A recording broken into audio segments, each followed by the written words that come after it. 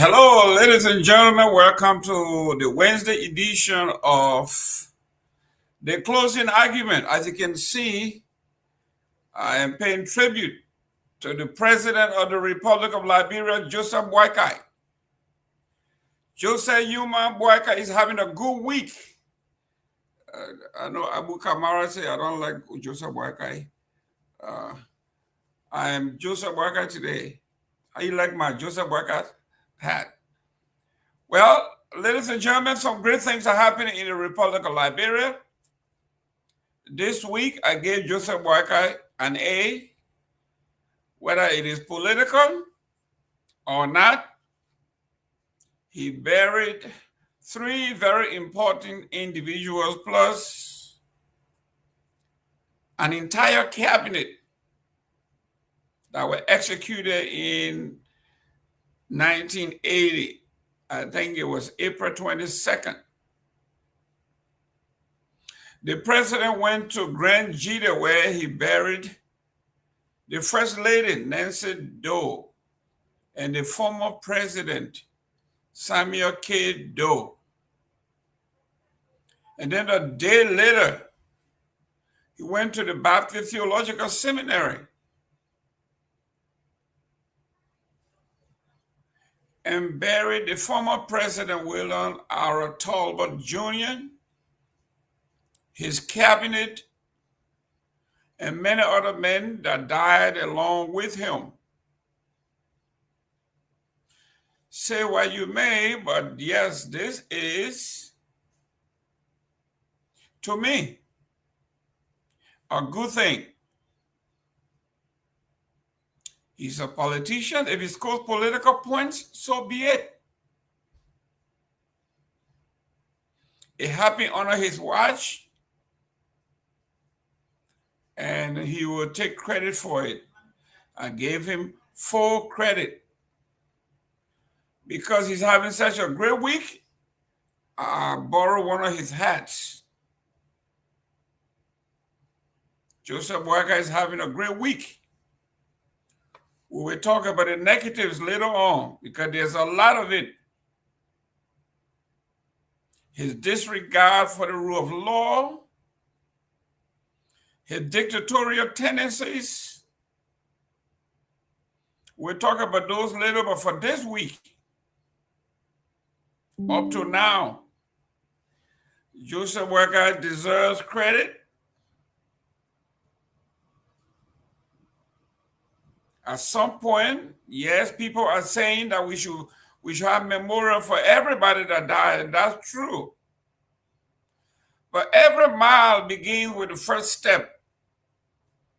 The first step was to rebury President Doe and bury the First Lady Nancy Doe, and he did that effectively. Whether you like it or not, it happened. But on the east, on the greater side, non-political side of the day, as we've been doing this week, we are going to be celebrating one of the iconic schools in our country, the College of West Africa. We are going to pay homage to the College of West Africa, one of the oldest schools in the Republic of Liberia. As you know, my alma mater, the Bassa High School, fully came into being 1905. The College of West Africa begins in the 1890s and became fully College of West Africa 1904, just a year before the Hazard Academy Leadership School. So if the guys are back there and you have the photos of the College of West Africa, please put it up for me. Let us see what the College of West Africa looks like now. What it looks like then and what it looks like now, but I have more interest in what it looks like now. And as my partners come, we are going to discuss the College of West Africa briefly. And if you have cousins, friends, if you went to CWA, pick up the phone, call your friends, call your relatives, call everybody. We are going to be profiling the College of West Africa. If you are talking about alumni associations in the Republic of Liberia, CWA will be the who's who.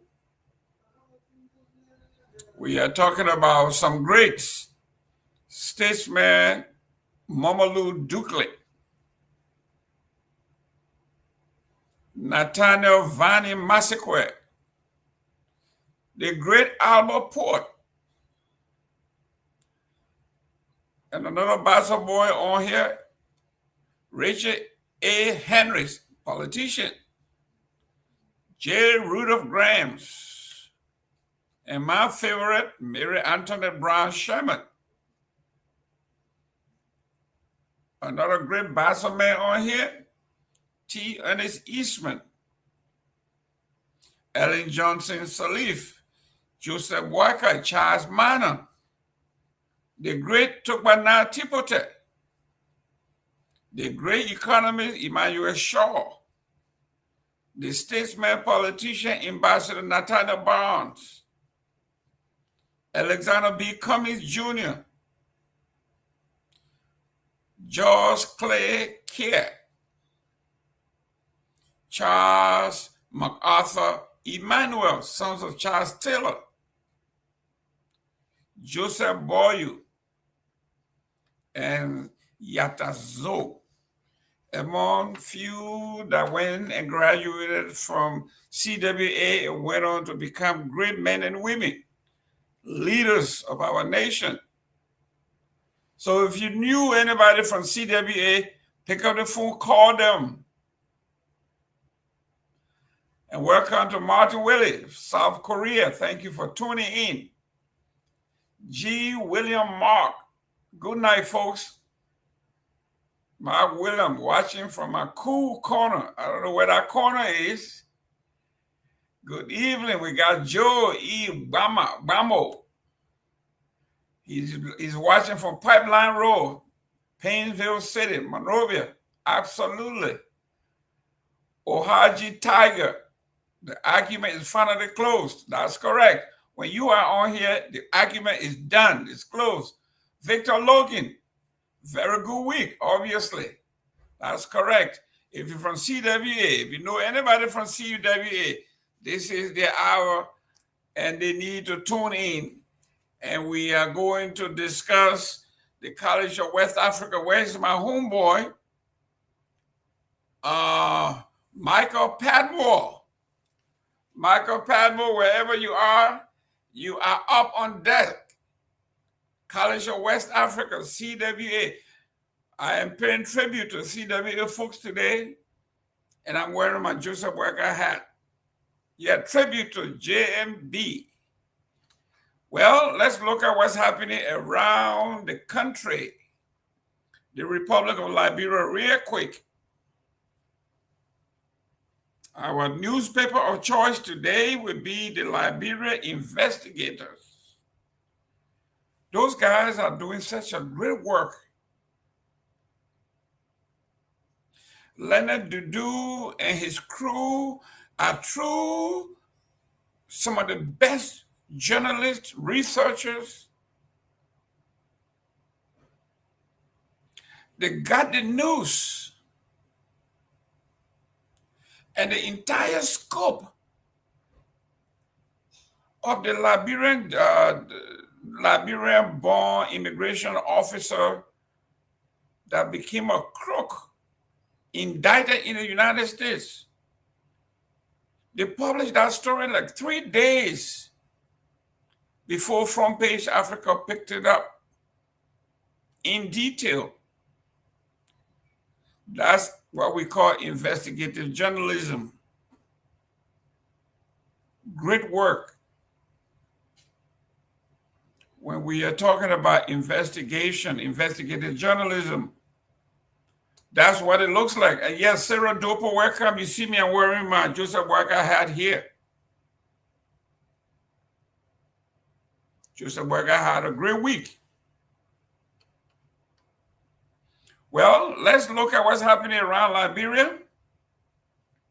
The Liberian lawmakers summoned transport officials over ASCAI emergency landing, another emergency flight landing in Monrovia, RIE. Lord, what is happening? When I go to Liberia, I usually take ASCAI from Ghana to Liberia.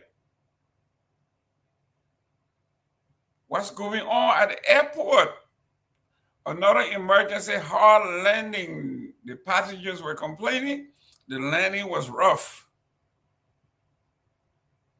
For those of us who have a little jittery when it comes to, we are a little jittery when it comes to flying, to continuously hear these things about our airport in Monrovia doesn't make flying easy.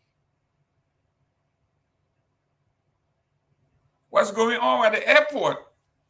Why are we having these incidents? Maybe a month ago, the president's aircraft almost capsized. I won't use the other word. At least capsize is kind of soft. You in the water, your kilo, you flip over and you jump back in there. I don't want to use the word crash because it scares me. And I know it scares everybody else. And barely a month after the president's aircraft almost crashed, now we're hearing ASCAI emergency landing. And the lawmakers are involved. They are calling the transport ministry. Representative Rugi Barry proposes $12 million US dollars to rescue the University of Liberia from total collapse.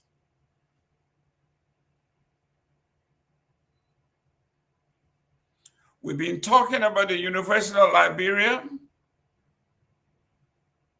Last week, we saw what the Higher Commission on Education said, that the University of Liberia were on basically probation.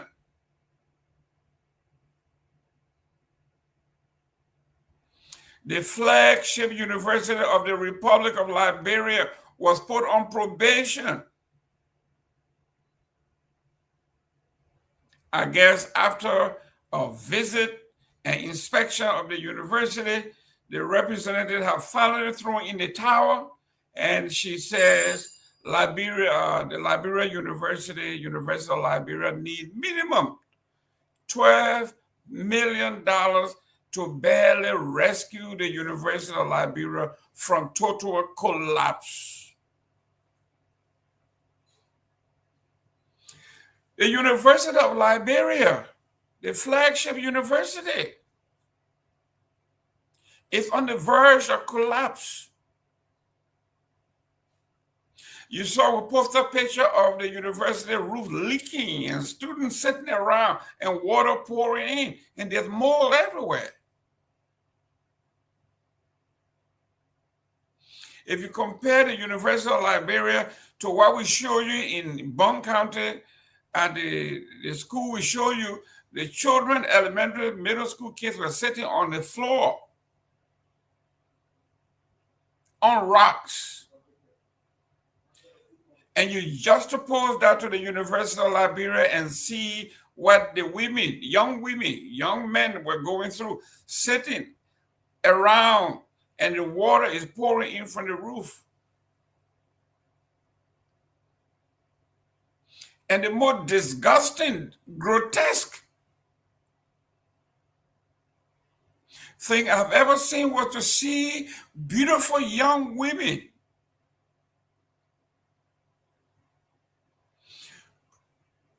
either on the Findale campus or one of the LU campuses. The young lady are going into the bushes.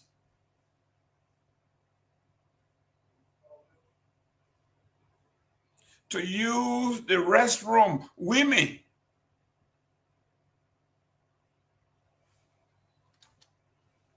You in these United States of anywhere, will you send your child to a school where your child has to go in the bushes to use the restroom?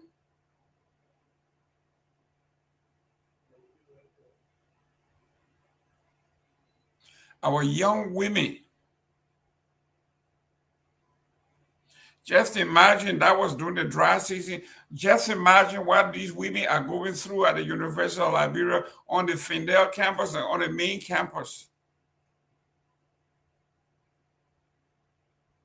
When it's raining outside and they have to release themselves, they have to use the bathroom.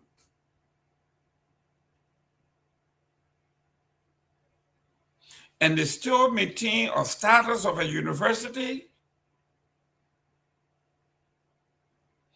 I think they should be relegated from university to maybe a junior college. Even at a junior college, you are compelled to provide bathroom. So I want to applaud Representative Ruki Barrett, who proposes minimum $12 million to rescue the University of Liberia from collapse. And yesterday we had a topic we didn't discuss. We discussed today. It says here, top CDC partisan clash over political direction amid stomach infrastructure allegations. I have been in politics a long time. This is a new word into my vocabulary.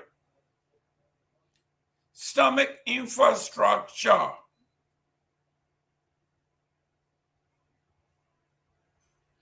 I see my brother here or my sister, Fix Electronics. He is going back, he's a student of history. He's going back to the formation of the Republic of Liberia, when intellectuals were debating whether Liberia needed a university or we needed a trade school, a la Booker, Washington, and the rest. The premise was, we are a new nation. We need engineers, we need plumbers, we need electricians, we need carpenters, we need bricklayers. We do not need a laborer at university. But yes, our folks who lived in the United States that were subjugated to inhumane situations and conditions believed that university college education was denied to them. So they felt in their own rhyme of reasoning that they were not going to be denied a university for their children and their children's children. Hence, they made a political decision over what would have been expedient for the nation's growth. We began at a college level as opposed to an industrial high school where electrical, plumbing, electricity, plumbing, carpentry, bricklaying, masonry, you name it, would have been taught to build a middle class.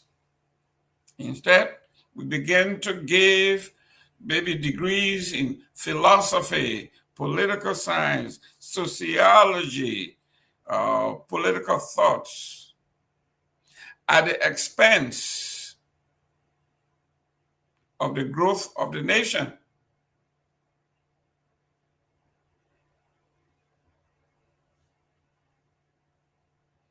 So here we are. Fixed electronics is going back to history. It says, I have always preached the gospel of trades. We need more plumbers. We need more electricians. We need more carpenters. We need more welders. We need more masons. We don't need more PhDs in political science and political thoughts and sociology and economics and public administrations. You get your public administration degree, you got no job, you call a carpenter come do your work, he charges you more than you can ever afford, and you cry. You want to beg him. Man, I beg you, can you help me bring down the price? Well, you should have gone to one of those schools and got a career that would make you money. Instead of going from office to office begging for a small thing. So these two guys are clashing. Tensions are escalating within the former ruling coalition for democratic change as a public dispute between two of its high-ranking members, Random Massacre Dubayu II and Councillor Kanio Bagbala, bring internal division to the forefront. We're going to discuss that when the guys come. So today, as usual, we are going to be talking tough. But one disturbing news that's coming into our desk is disturbing. A journalist was abducted or kidnapped in Nimba County. A journalist by the name of Alex Yomi was adopted Tuesday, June 30th, 2025. When he was on the air, reading the public announcement from the Ministry of Interior Affairs, is that what they call them? When he announced that there was a suspension of all societies and sororities, cultural fraternities and societies. We're talking about the Poros and the Sending Society. While he was making the announcement, the Poros Society took this man in the adopter and they kidnapped him.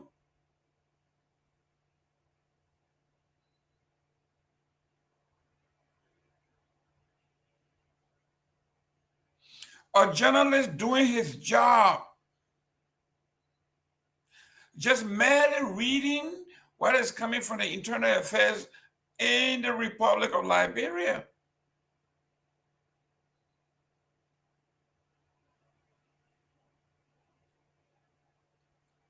He was kidnapped.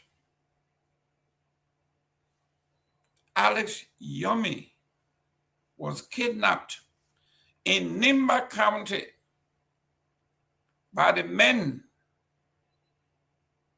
from the Zoe Bush. The Poro men came into his studio or wherever he was reading the news. They kidnapped him. Up to now, we have not heard anything from the Republic of Liberia. We have not heard anything from the police. We have not heard anything from law enforcement. Nothing of that kind up to press time today. A journalist doing his job, only doing his job, got kidnapped for reading the news. Reading the news in the Republic of Liberia. A journalist, Alex Yomi, was adopted. Can you imagine sitting in New York City or sitting in Minnesota or New Jersey reading the news, and the guy who doesn't like what you just said broke into your office, took you to the zoo bush for doing your job.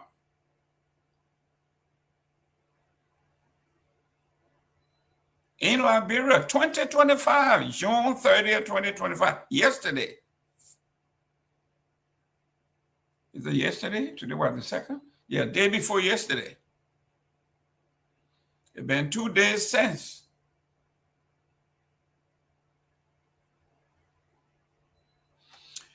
Let's go to the international scene. This is bad news for us. But this is why we are asking President Joseph Boakai and all Liberians to do what they call Liberia First policy. I am from the beautiful state of Florida. My former Senator Marco Rubio is now the Secretary of State and Foreign Security Advisor to President Trump.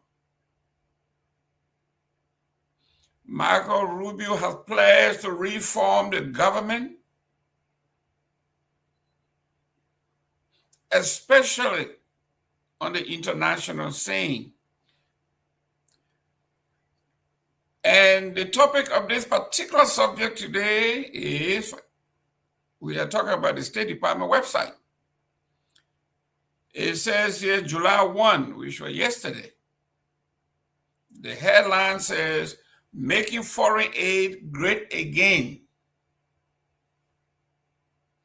The author, the U.S. Secretary of State, Marco Rubio. And it reads, "Every public servant has an obligation to American citizens to ensure any program they fund advance our nation's interest.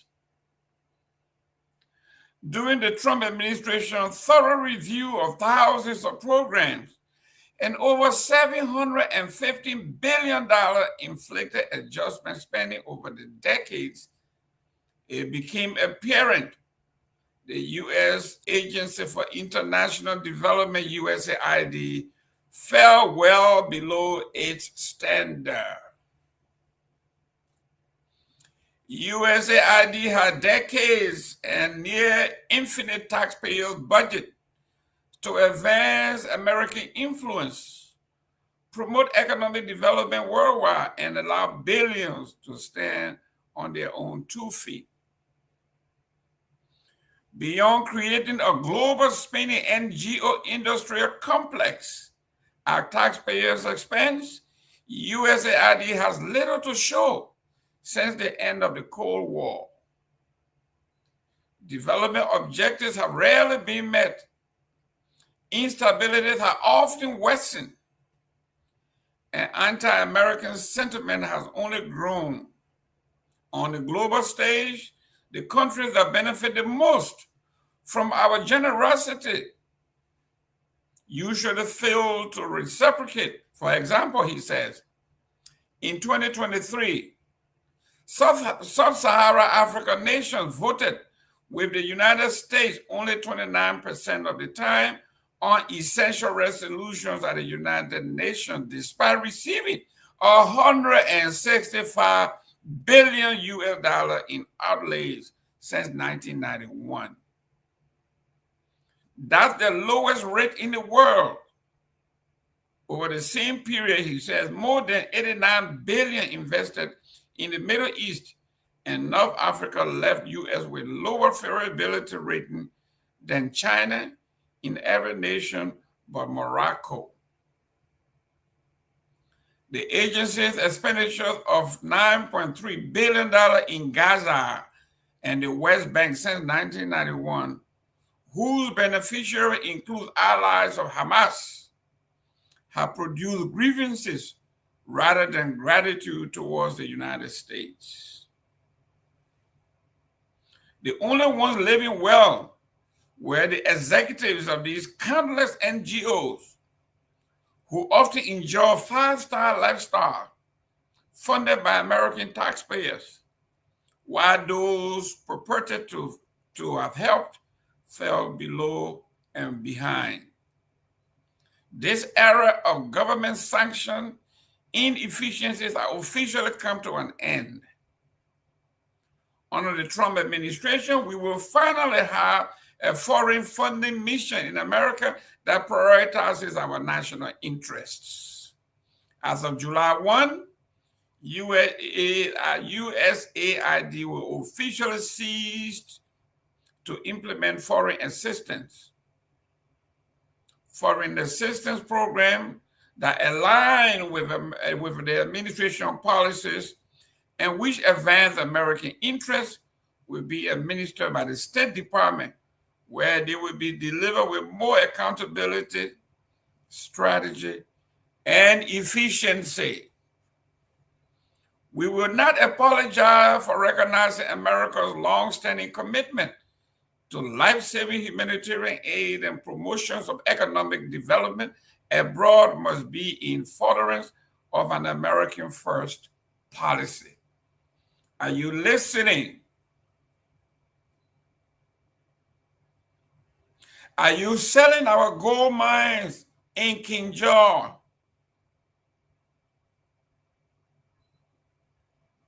With Liberia first in mind? Are you giving away Estella Mestal everything they want with Liberia first in mind? Are you managing the ports of Buchanan, the ports of Monrovia, where the Irish Liberia brings his goods and can barely free it because you are overcharging him at the expense of your 25-year contract? Were you thinking Liberia first? After you read this article, you have to fall in love with the Trump administration.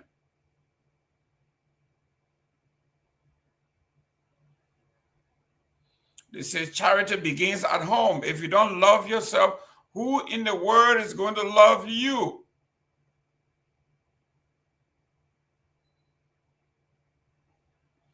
If everything that has to do with Liberia, Liberians are put last, who cares about you?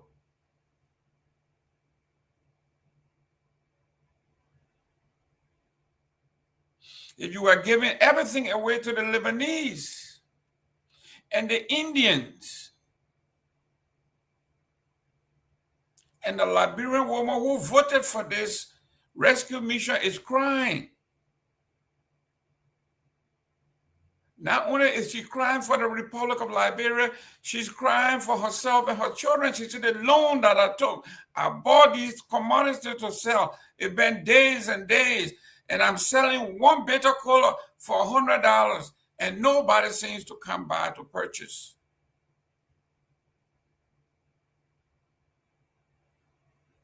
Yet, you will find that her lawmakers are writing $50,000, $100,000, $300,000 car, $100,000 car, $60,000 car, $1.4 million bulletproof vehicle, flying private jets. We are spending over $5 million to secure a seat, non-voting seat.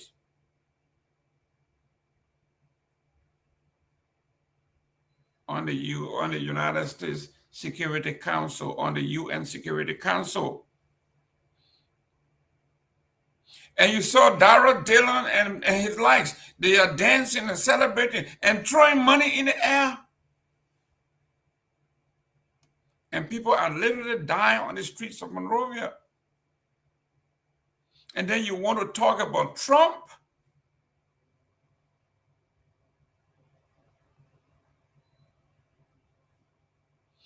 If you have your wife and your children and you have no interest in your own children and your own home,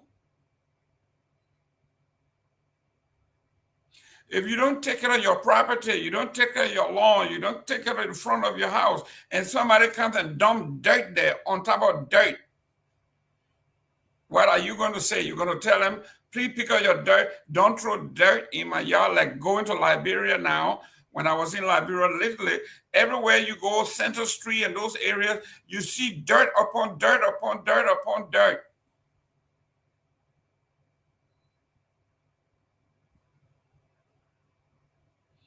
2 embassy staff were driving me around, and I was so embarrassed.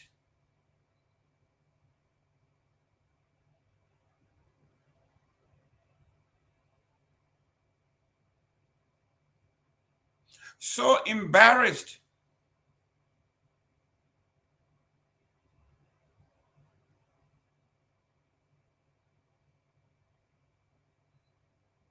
And then when Trump talks about America first, this is what we are talking about, performance review. $750 billion with a B since 1991.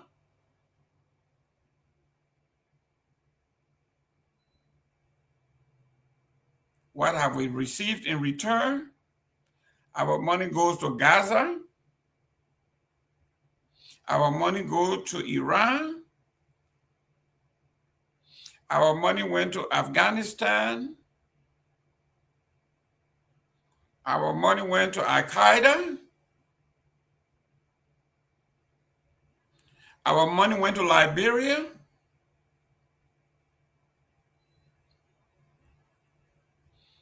And you go to Liberia and find those that are working at the top of these agencies, the NGOs, whether they are from abroad or Liberia, they're all fat cats.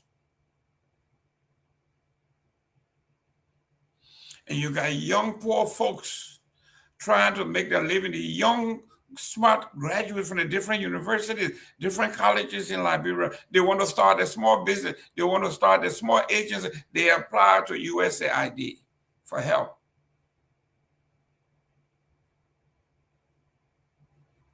Some of them get $300, $500. What can you do with $500, $1,000, $2,000?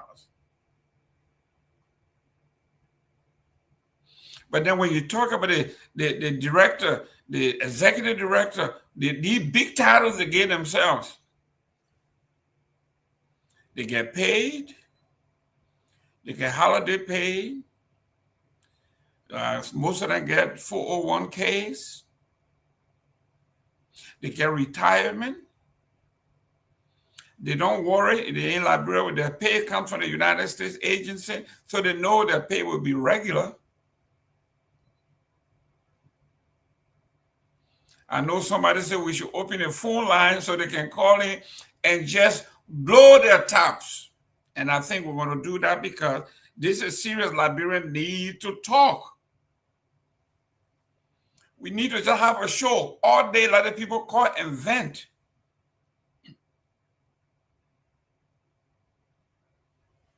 How do you defend something like this? Over $700 billion since 1991.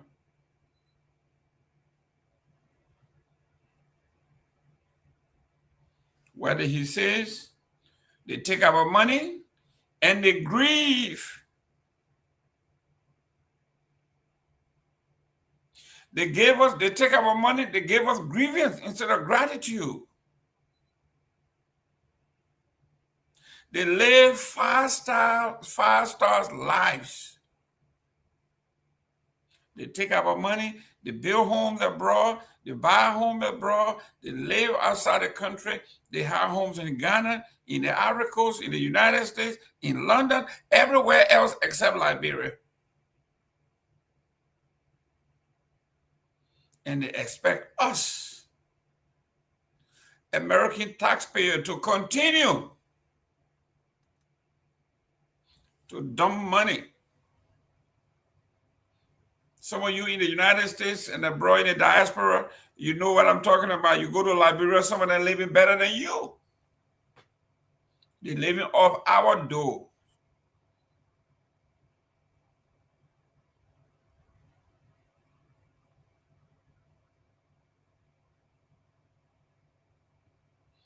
This is what we are talking about, ladies and gentlemen. Liberia first.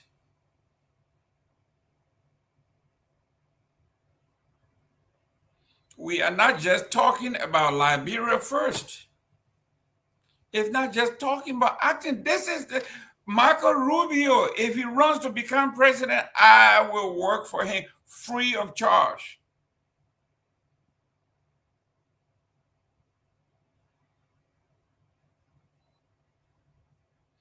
He said every public servant in this country, in these United States, every public servant has an obligation to American citizens to ensure any program they fund advances our nation's interest first.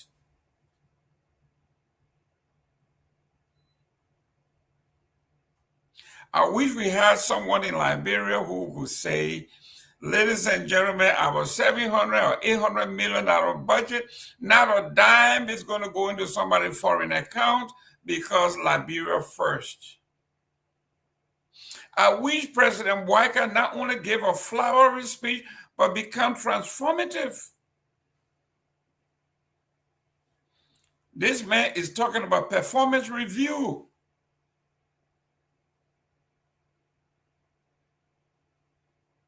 He says we have reviewed all of our contracts, hundreds of them, thousands of them, and they have all fallen below the standard. It says the U.S. Agency for International Development, USAID, fell well below this standard according to the operation procedure. $715 billion. These folks are living off our taxpayers' money. If you are in the United States,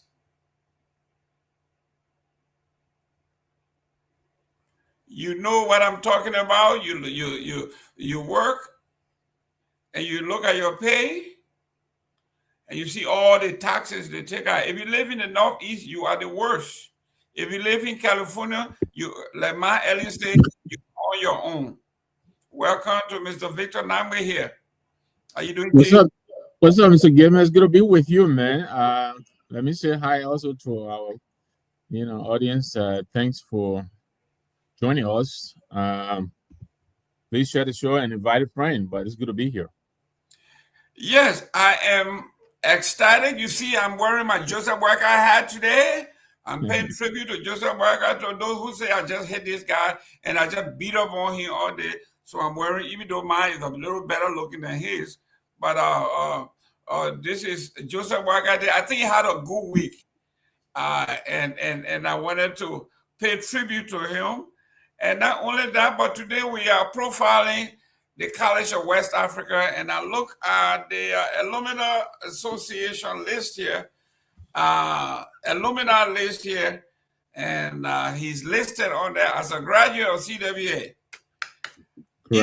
Even though when he became president, he went to his school in Sierra Leone instead of CWA to pay respect to his former school. When I heard that Joseph Boyka was attending or going to his former school, I thought it was CWA, but no, he went to the school in Sierra Leone to pay respect. But welcome, we have a lot on the plate here. Before we go to the CWA, we have the Liberia lawmakers. They summoned the transport ministry again. Ascar Airline had an emergency landing, and the passenger said it was a hard landing. So a month after the president almost lost his life on this particular airport, here we go again. Prior to that, they said was some birds. Since the Bassa people live in that area, I guess a Bassa bird that flew over there and cut out the transformer, and the airport went dark. So it's not the birds anymore. What's going on at this airport? Well, I mean, in fairness to the airport, I really don't think they had much to do with this hard landing. The incident did not even happen at the airport, from what I read. I believe they were on their way from Lomé to Roberts International, and I think they had to do an emergency landing in Abidjan. That's what I learned.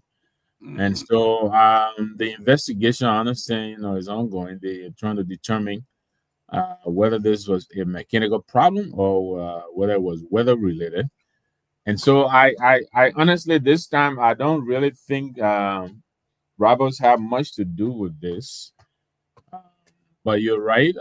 When these things happen, we're all very concerned. I understand the Minister of Information and other high-ranking government officials were on that flight from the reporting. But I'm glad that everybody, I think, is safe.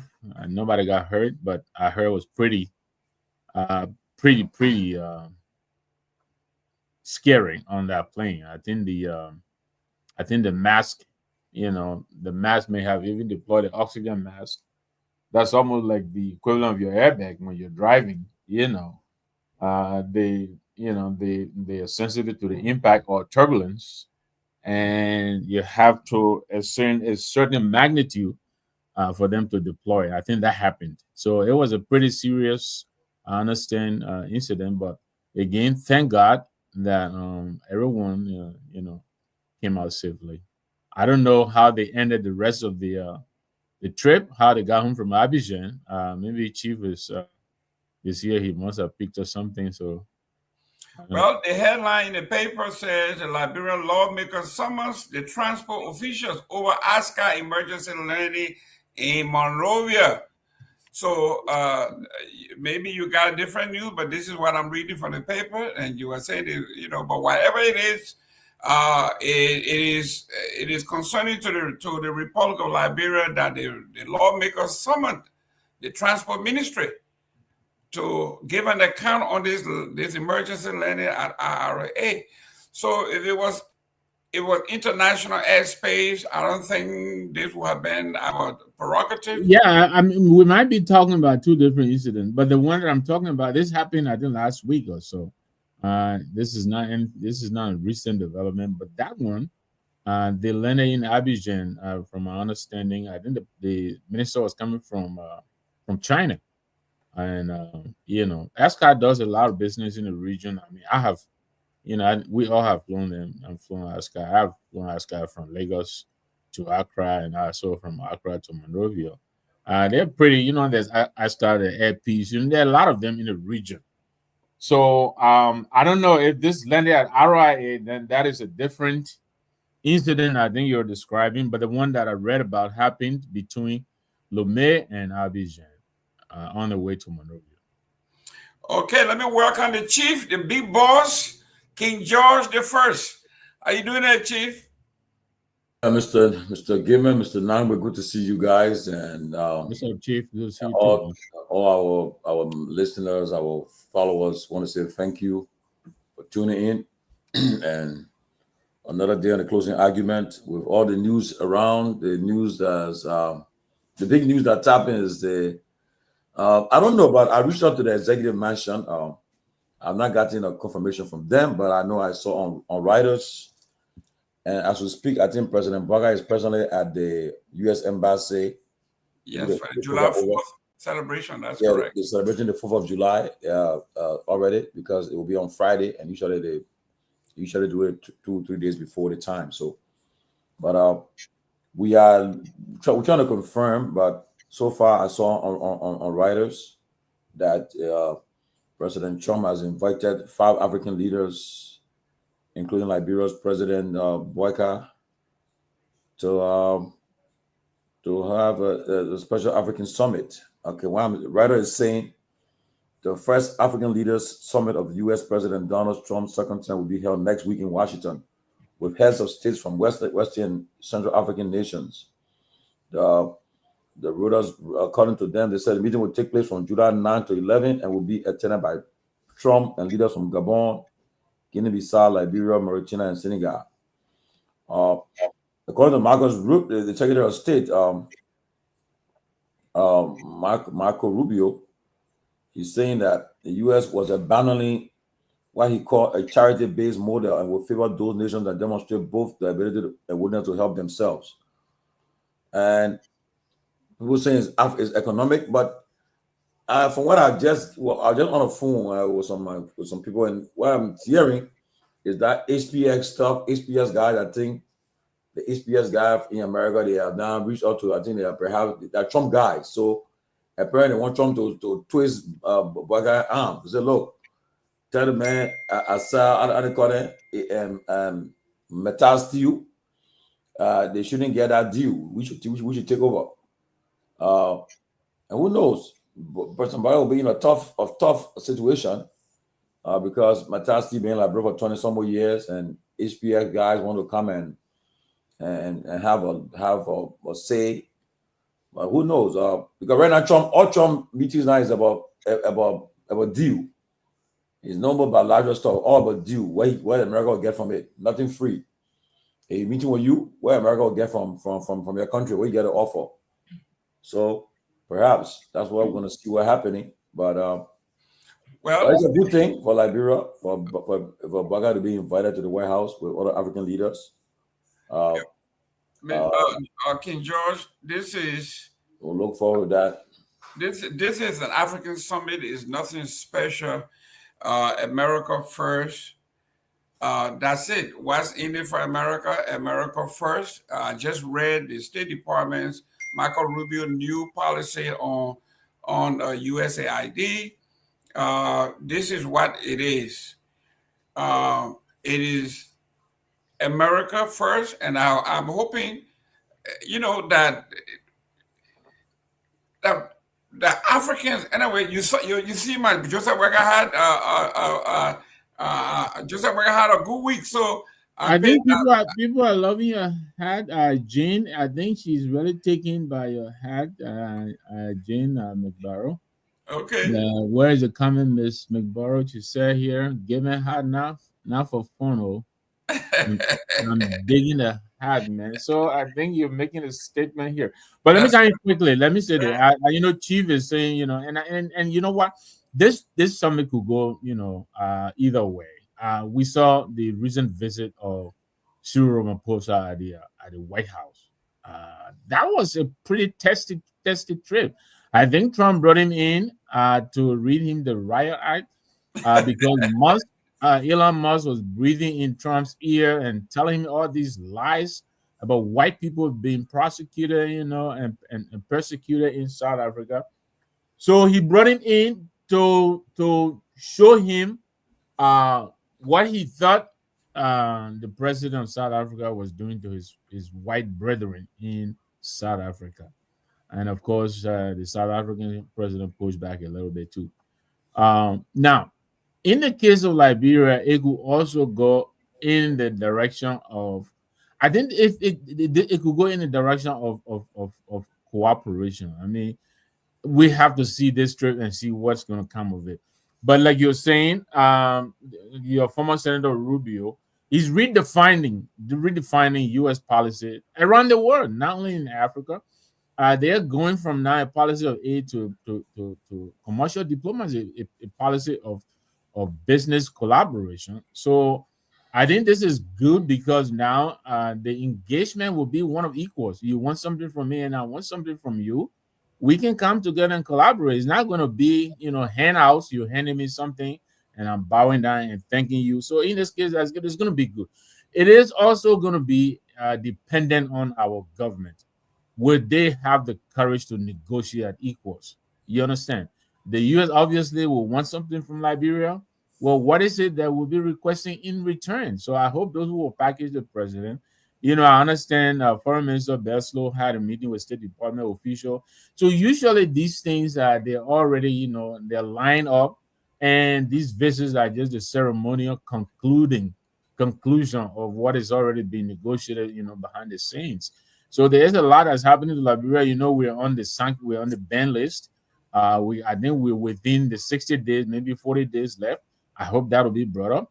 The Liberians who have been deported from the States, I hope that will be brought up.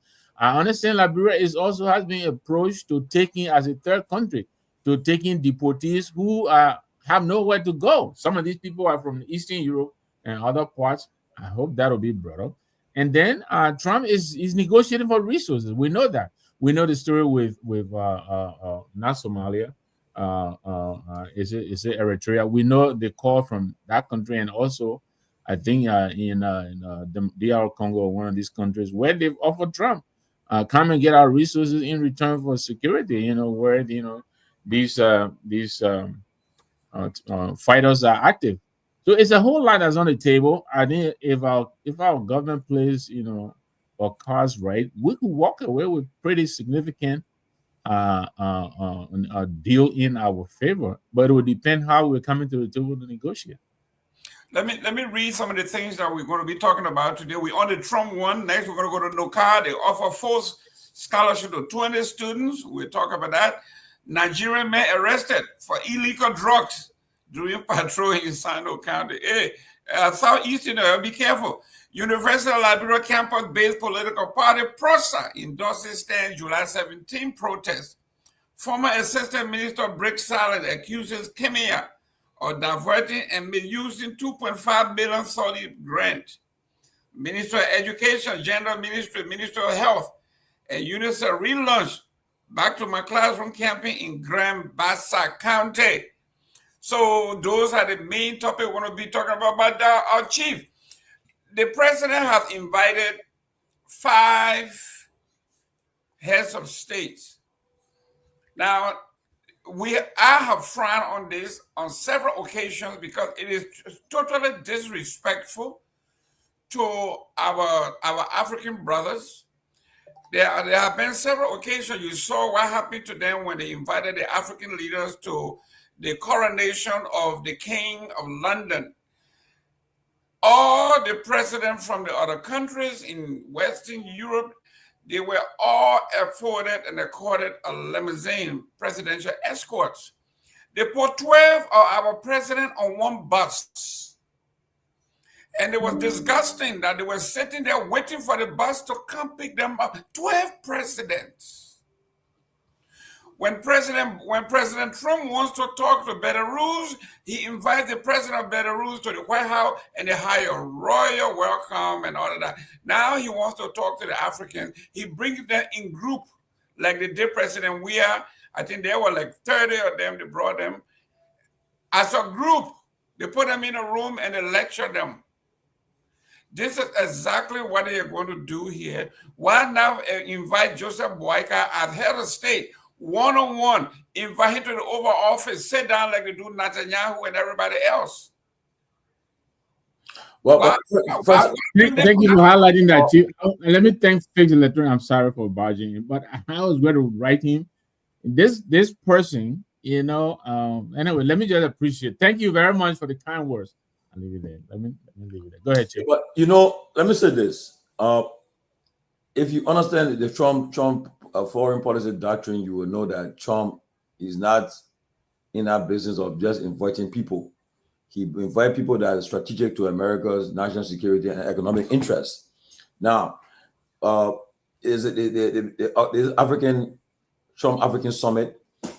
And I want to believe strongly, 2 things I want to believe as we talk to people today. One of it perhaps is about maybe trying to say. It's a great honor and privilege to welcome all of you to our celebration of the 249th birthday of the United States of America. I'd like very much to thank His Excellency President Boakai for joining us this evening to help us celebrate the enduring friendship and partnership between our 2 countries. We cherish the friendship and the strategic connection between the United States and Liberia.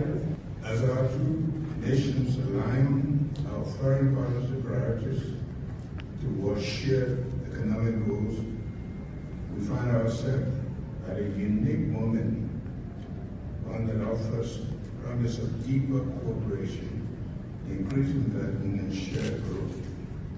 Let us seize the opportunity to build a foundation that has endured for generations. Let us work together to create a future of mutual prosperity. I want to thank you once again, Mr. Ambassador, for this invitation to celebrate with you. Happy Independence Day. And may God bless the United States and also that our joint relationship continue to be fruitful.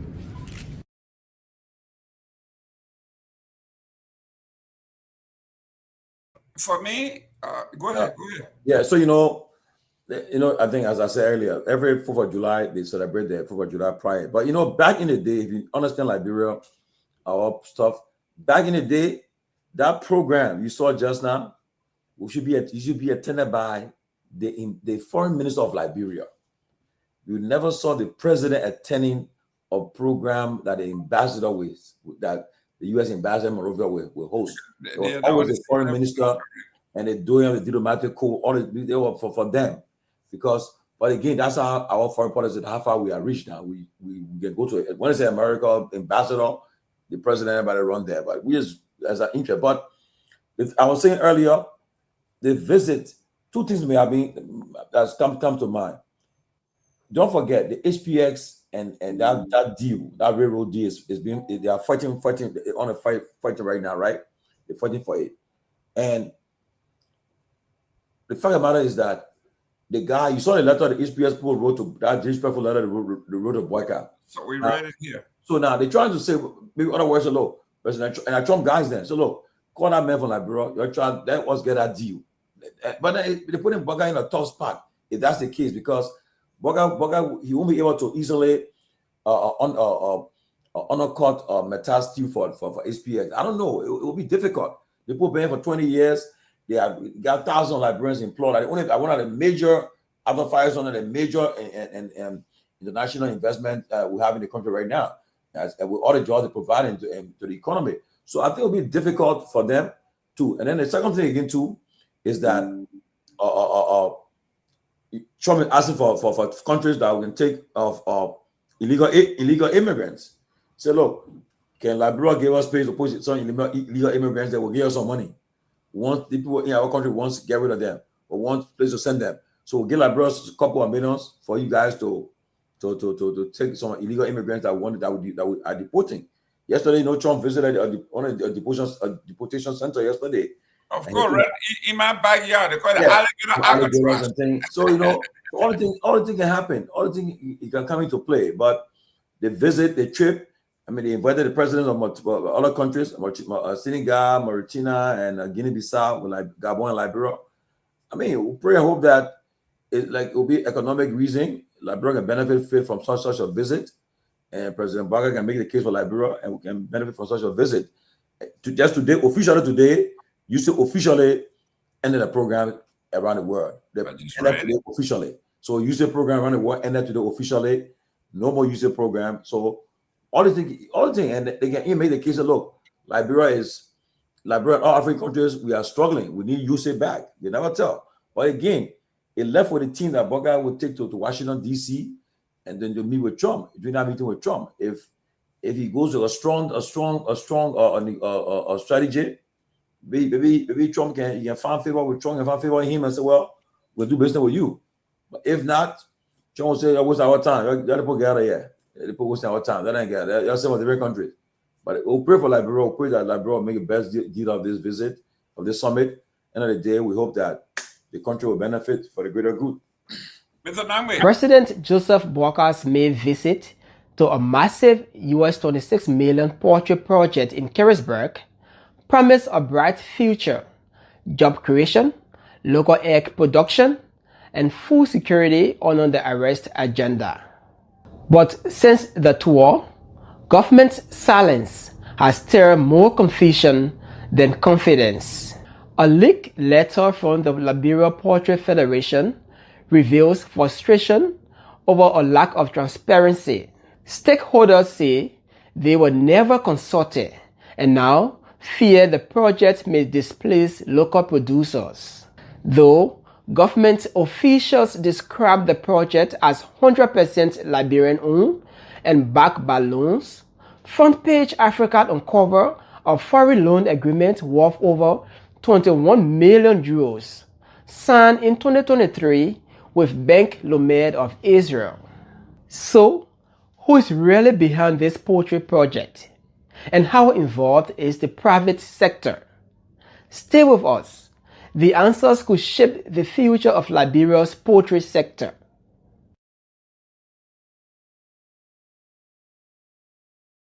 you shall put it one back. But go ahead, Mr. Excellent. We're coming to that. Mr. Namwe, you saw President Trump invited. We talk about a level. Mr. George King George just talked about. Chief George just talked about during the days, right? When we talk about diplomatic levels, at the ambassadorial levels, the president is not usually relegated to that level. It is Ambassador T. Ernest Eastman and his entourage versus the U.S. Embassy ambassador or European ambassador and their entourage. That's how it works. It has never been, the president has never been relegated to that level where the president will be talking and negotiating whatever with another ambassador. It never happened. But like he said, now things have changed. We have relegated ourselves to that level. So this is what we have. But Mr. Namwe, here we are. President Trump invited one of the most powerful presidents from the Republic from the continent, Sub-Saharan Africa, South Africa. Ramaphosa came in and went and sat in the Oval Office, president to president, whether you disagree with them, whether you like it, but it was mano a mano. This time around, they are inviting a group, and not even to the Oval Office. They are going to be the conference room or the conference center, like the day when George Weah and the rest came, the lecture. They went into the video room, into the conference room where they watched the soccer game and all of that. But there were no official warehouse invitation, warehouse dinner, where the First Lady of the United States and the First Lady of Liberia would be walking arm in arm, the President of the Republic of Liberia and the President of Liberia coming into the podium when that big gate opened, when the curtain opens. You see the two presidents and the entourage walking on and walk to the podium. That is not going to happen. So why are we Africans align ourselves to be treated this way? Yeah, I mean, look, we have to push. I mean, for respect, I agree with you. I mean, former president, I will remember when he visited the White House, although he visited with Trump, but we saw him being led to the office of the CIA director, and it was being reported. The sitting president of the country does not get taken to the office of a cabinet minister. But we heard that happen, and we all know what happened. The speculation were that he was going to be read the riot act as to his government officials who were being found in all kinds of nefarious acts. After that visit, we know what happened. There was a lot of sanctions that came down. Most of the president's senior officials were sanctioned. So who knows? But yeah, president going to the U.S. embassy. I don't know. I don't know the circumstances now in Monrovia, but I agree with you. You cited the incident of the African heads of state visiting China. This is now another period that is being treated again. Like I said, hopefully now the new U.S. policy direction will identify these interactions as equals. Because all along we've been recipients of aid from the U.S. Now it looks like they want something. Don't forget we're on the UN Security Council. We have a voting seat on the council. The U.S. will want to make sure. No, you don't have it's a non-voting seat you got. We're not permanent. We vote, don't we? But I was saying have not started. It'll start next year. It does, but we will be sitting there. No, Jerome, don't we? We are not permanent members, but I think we have voting powers. We vote. Yes, that's true. That's true. Even though so I think the U.S. will be wanting our vote. Look, one of the things that led to the spat between the U.S. and South Africa was because of the South African position on Gaza. They supported the call for ceasefire, and the U.S. didn't like that, and so they started fighting with Ramaphosa even before he got into the White House. So yeah, I think we're in a much better. Hey, Sylvester, where he coming from? You know, my man, please turn the thing off. So, but so yeah, I think we're coming to the White House this time much reinforced. I think our position, we're in a much better position. So yeah, I hope we utilize, all of the resources that are at our disposal, and also realizing, like we're all saying, the new U.S. policy, foreign policy is about one of collaboration, one of trade. What is it that the U.S. wants from Liberia, and how are we going to leverage that so that we can be seen and respected as we should be by the White House and other countries around the world. Honorable Pewee, welcome, sir. Thank you. Welcome, my professor brother.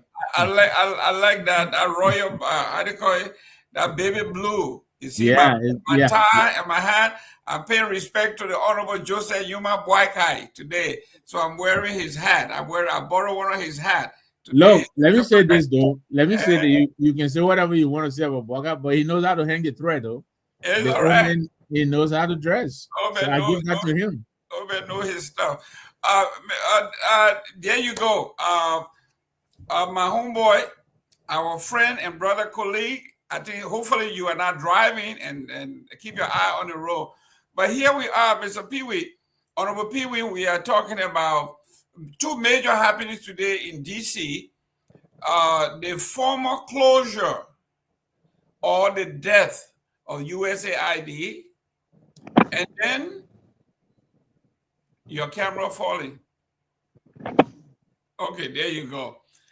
And now here we are. We have not our president being invited to the White House, but it's a group of leaders coming to an African summit to be lectured like they did Guar and everybody else. So, Honorable Pewee, what can we do to be one-on-one with the president to say, you know what, if you're going to invite me, don't invite me as a group. How can we get rid of this group mentality? First and foremost, to get rid of that, you have to leverage and exhibit some major foreign policy strength. That's what you have to do. To do that, you have to do. Now, listen, before you see the reasons, and that's why we have to go back to history and tap deeply into diplomacy. You saw in the 80s, they invited Samuel Doe. He was just a master sergeant. He was not a constitutionally elected president, but he was invited at the White House and given a full honor, red carpet, guard of honor by the U.S. government. So you have to go back and understand. At the time, we were very strategic to the United States. So if you leverage your foreign policy objective, you can use as an instrument to negotiate.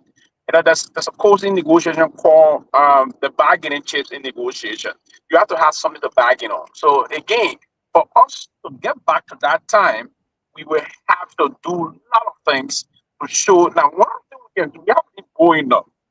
We do have a strategic and special bloodline relationship with the United States of America.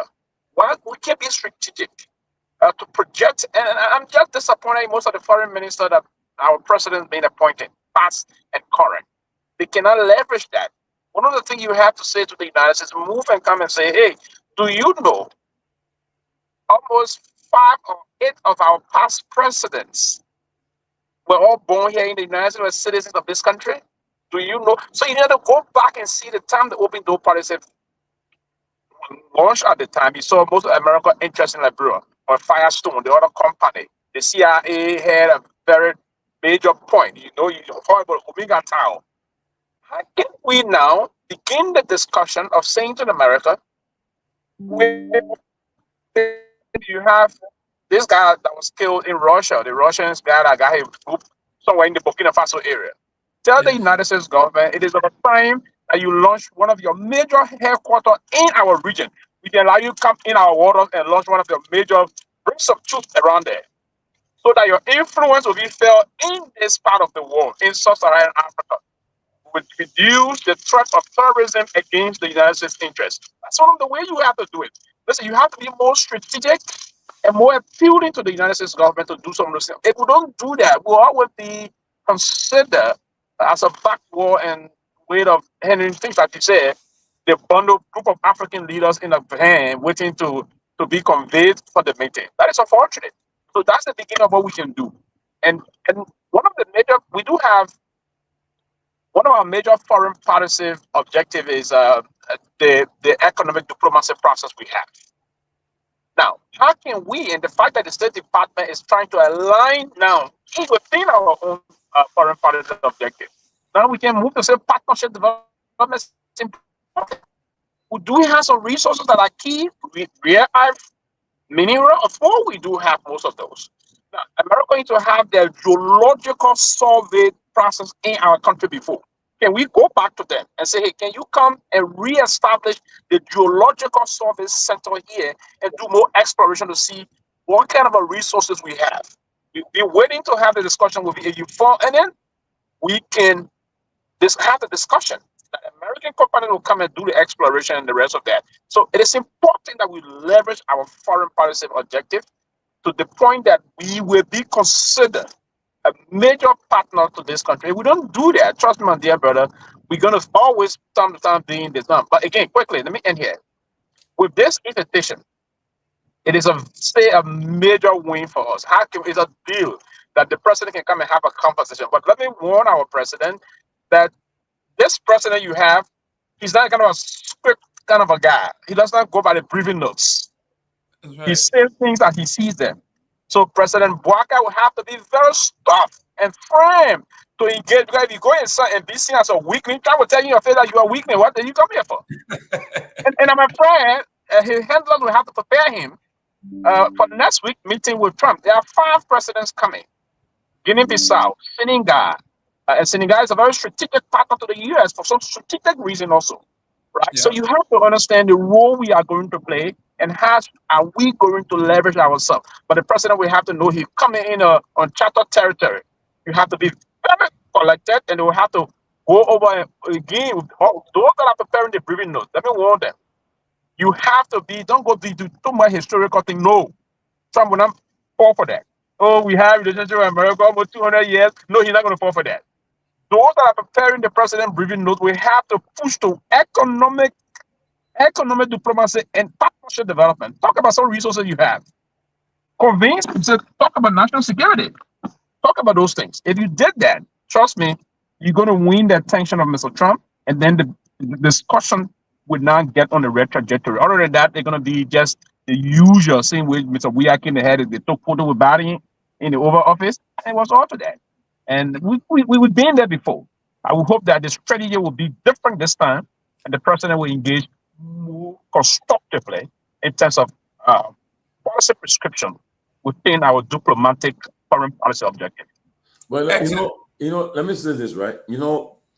If people, you strike a good point, but let me say this: since Trump came to office, if you have the foreign policy think tank, you should understand Trump foreign policy agenda, or foreign policy operations, how he conducts his business.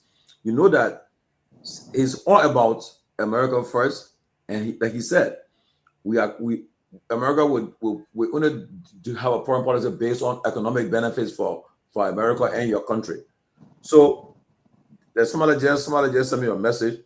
They say that there's the person saying that it just got to be something about SPX. Liberia invitation will be something around the SPX. But SPX guys are Trump guys. I'm not convinced. I'm not convinced going to something on that.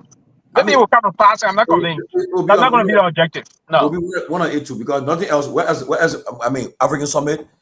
First of all, Liberia, I'm not even taking a seat in Security Council. If it was SPS, they would have just invited him alone and just warn him or send a communication to him. There would have been a diplomatic note to him to warn him. That's it. They don't have to fall. And I understand how, quickly, I understand how the foreign policy maneuvering can move on. If it was just about SPX, they would have sent a diplomatic note via the U.S. embassy near our capital to just warn the president of our country about HPS. Period. I'll say this, right? But that's beyond HPS. No. That would have been done through a diplomatic warning. They would have done it. The person is saying that, okay. They're saying if HPS is going to turn into the foreign policy challenge of the decade, the country has to fully utilize its best skill to get this over the line. I guess otherwise we'll be walking a tight diplomatic road with the US. They say I can't imagine Trump inviting Liberia among only 5 countries if not for HPX, which I agree with the person. But the fact of the matter is that it may be like I said earlier. This is the person's opinion, but that is far from the reality. That person is far from track. It's not HPS. America foreign policy is based on, they tell you they don't have permanent. HPS will take phone call. Yeah, one phone call. My brother, so now the face to face is important too. Okay. No, it's like one phone call. HPS one phone call. I will tell you that. It's a major. In fact, it's the same thing. The same HPS business that got Trump, that got to on sanction for right now. Part of it. Okay, part of it. So American foreign policy, especially with Trump, is based on the interests. It's not the days of bilateral, like where Garguah was saying, our shared relationship, our traditional. That thing in the past.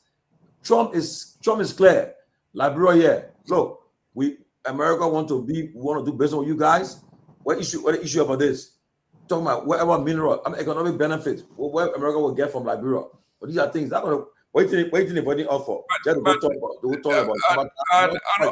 Honorable, let me go to Victor. Let's look at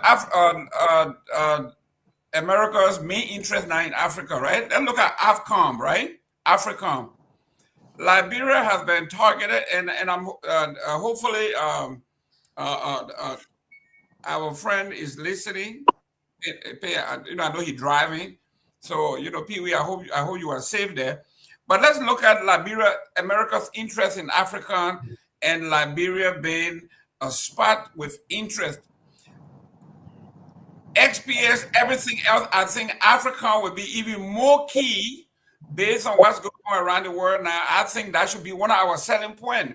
But that's what I said. Bring one of your Navy carrier around our coast. Mm-hmm. And that is tantamount to the same as Africa, right? So what they bring in? What strategic partner, strategic area that are bringing the native stuff? Africa? Africa is very. So America interest now is we're not close to the Middle East. No. But remember here about that dual region now is being Russia is encroaching in a lot of countries around it. Of course. China is coming on. So to have them there is important. Terrorism is a threat against the United States. That's correct. So that's the major thing and we have one. That's what we have to push. The U.S. has only one base in Africa, and that's in Djibouti. Djibouti. That's it. Only. That's only one. And if AFCOM, have you ever heard the military, the Pentagon briefing? What talk about? They mentioned Africa in a briefing about West Africa and something. No. Oh, but no, they did. And you started talking about the Burkina Faso president. They said Burkina Faso president is corrupt. Yeah. This guy Michael Rubin, right? He's well respected. Yes. Yeah, he's well respected. He did write up coming towards the end of President Weah's regime that America needed to set up shop in Africa to counter Russian influence. That's correct. And he thought Liberia was ideal, but he didn't think President Weah was ready enough to handle the complications that this will entail. And so now that President Weah is not in office, it would not be a surprise if President Bouaka is being called in to sell this idea to him.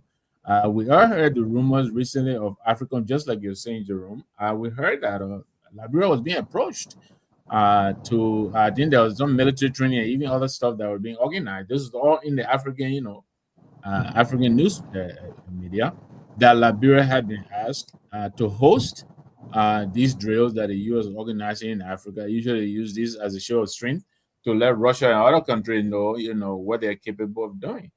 So, but all in all, I think there's a lot to be gained from this trade. It looks to me, if we play our cards right, you have my friend Face Electronics writing in the chat. He's right. The BRICS nation are pushing into Africa. U.S. could be trying to counter their influence, because Russia is strong in that block.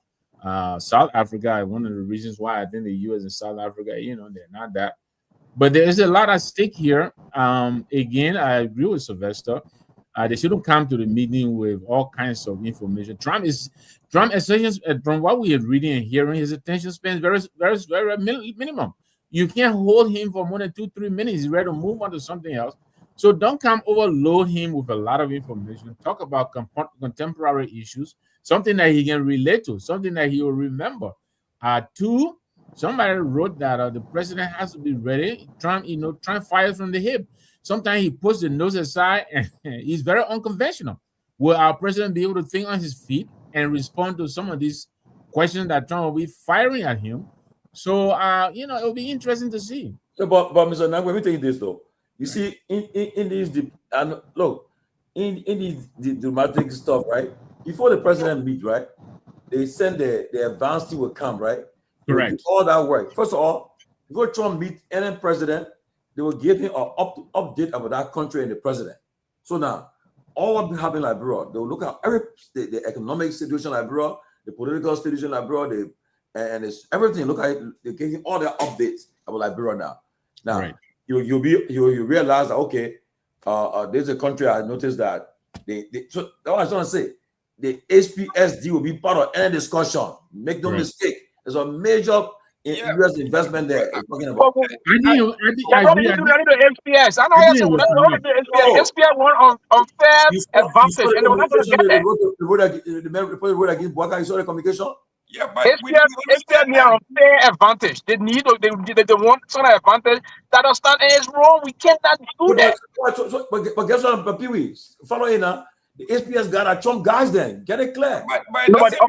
They're not batting guys again, right? They're not Trump people. So they shouldn't be intimidating us. Most of them, Josh, Tomalin, we have international law. Yes, we're not going to do things against the country in terms of against America. No, listen, contractual law that Liberia signed with Metal Steel. You cannot just abandon your obligation. But guess what? Trump don't tell me. They may put the man in a very tight situation. That's what I'm saying. The people you said it, but look, but the reality is this: Joe Biden better come prepared. And number one, Joe Biden, he listen. If I were advising Joe Biden, if I was sitting with him before he meet Trump, before we know for him, I said when you meet Mr. Trump, try to leverage process on him. You studied Trump too. Try to operate, right? Trump, first of all, Trump, the minute you start to turn him off, he will shut you off. And you'll be done with you. So the issue, before they even meet, during the meeting leading to the meeting. The preparatory meetings. Yes, they will discuss all that thing. What are they talking about? Look. So, Chief, you're very right. I think HPS will come up, but the problem HPS has had is HPS has not had the resources that they boast of. They have been stuck with rallying resources. So now. You are right. Now that Trump is in the White House, there is a very good chance that they may now have that base that they've been looking for. And yes, I think it will be brought up. But the president should not just cave into, because the president will be making demands on Liberia for HPS. HPS now, the president should be ready to have HPS collaborate with Metal Steel in a way that the two of them will be in Liberia and we can benefit. I think that will play to our. Yes. Liberia, Liberia, we don't have much leverage. We do, Chief, we do. If we didn't try, we're not be inviting you to the White House. There is a reason. The resources that we have, the resources that HPS wants, all right, even though through Guinea or whatever, but we are a strategic interest to them. Let me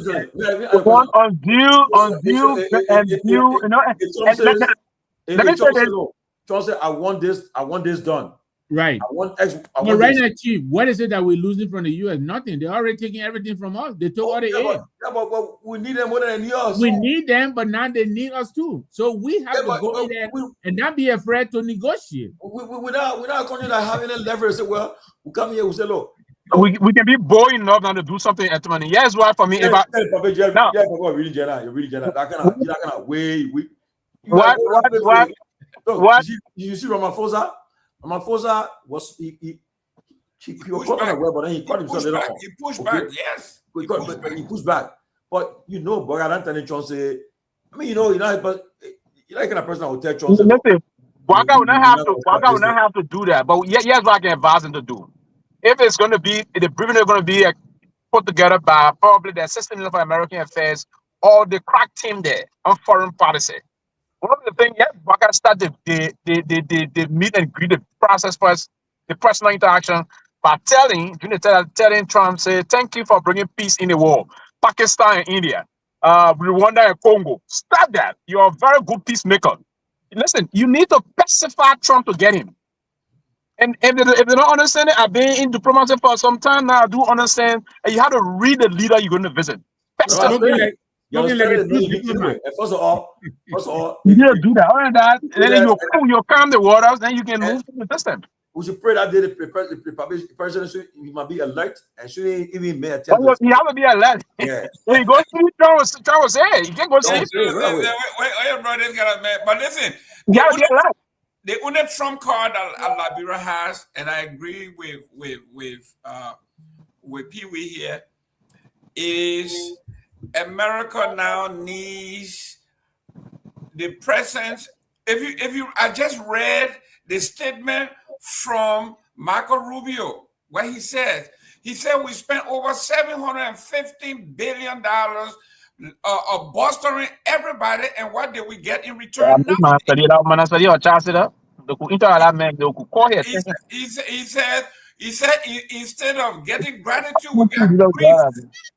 He said we got grief instead of gratitude.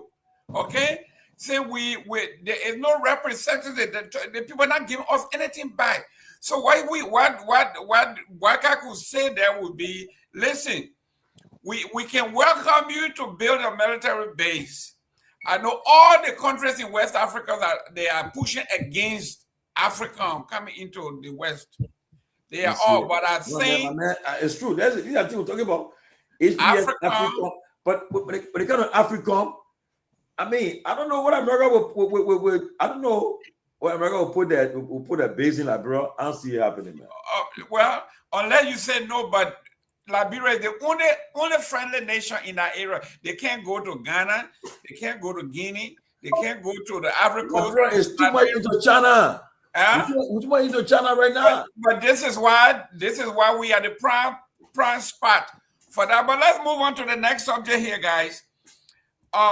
Representative Rookie Barry proposed a $12 million rescue package for the University of Liberia to help the university from a total collapse.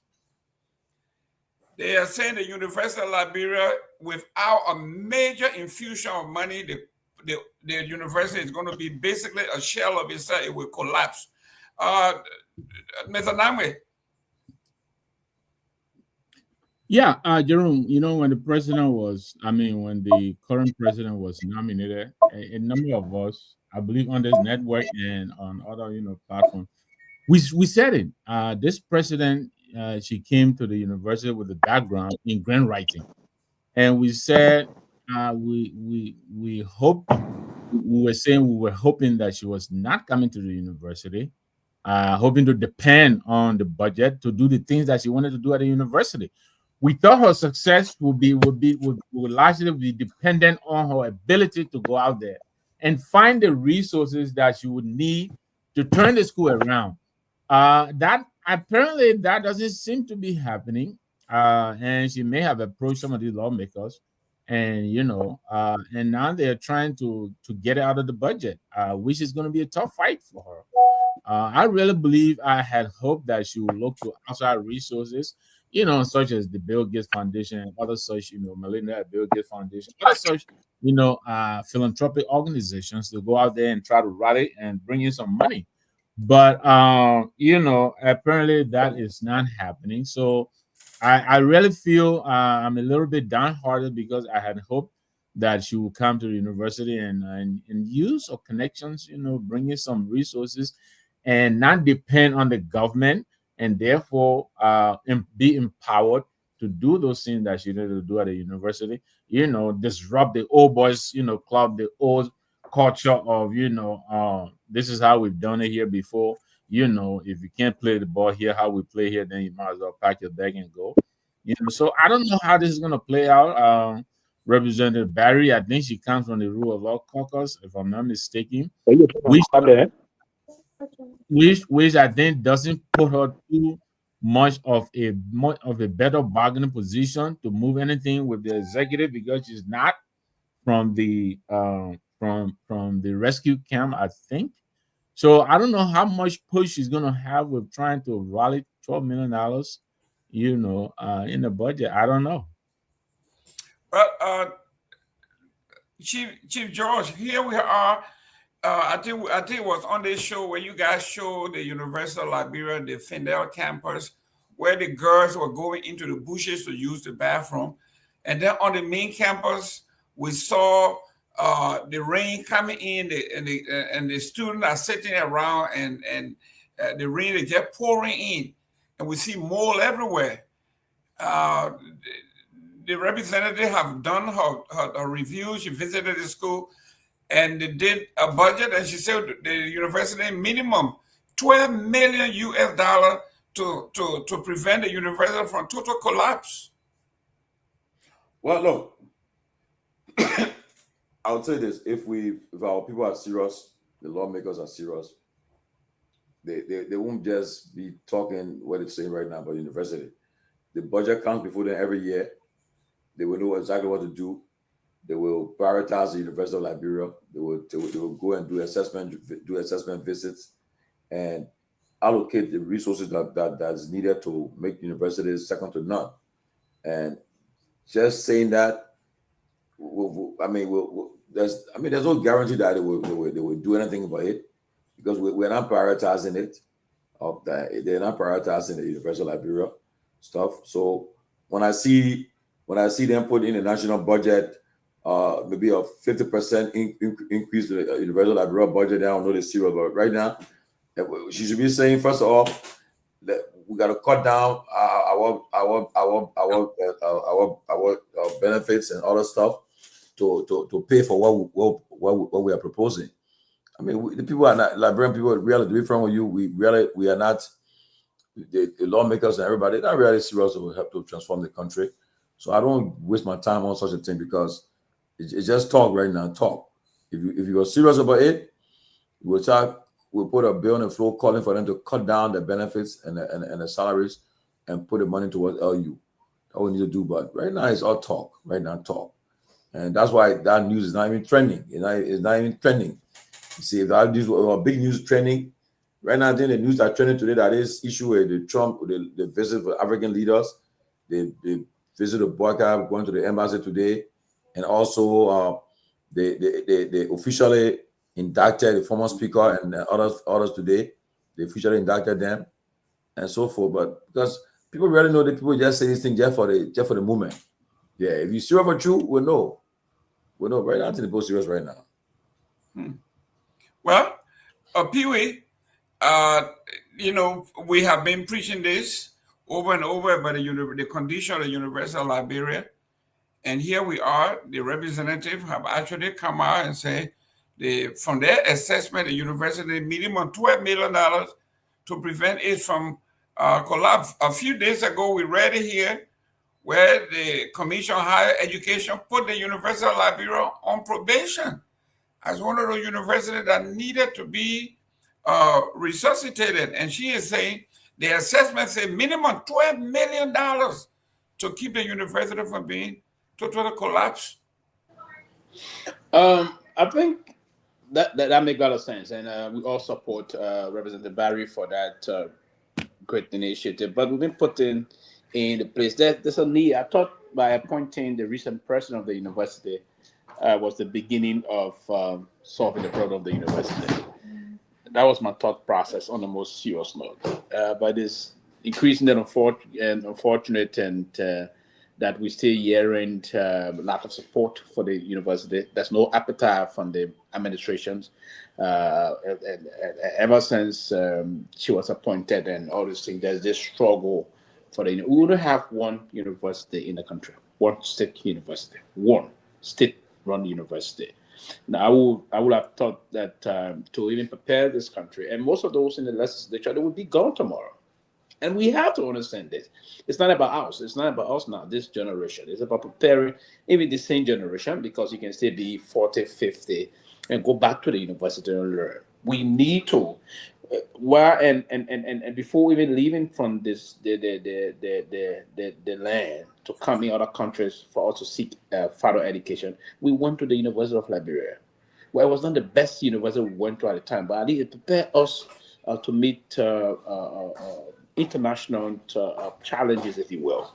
So it's important that we begin to brace from this other angle, that we will always push some major support within the University of Liberia. It's important. I don't understand why is it that we are not very much bent on doing these things, and we will have to wait on time.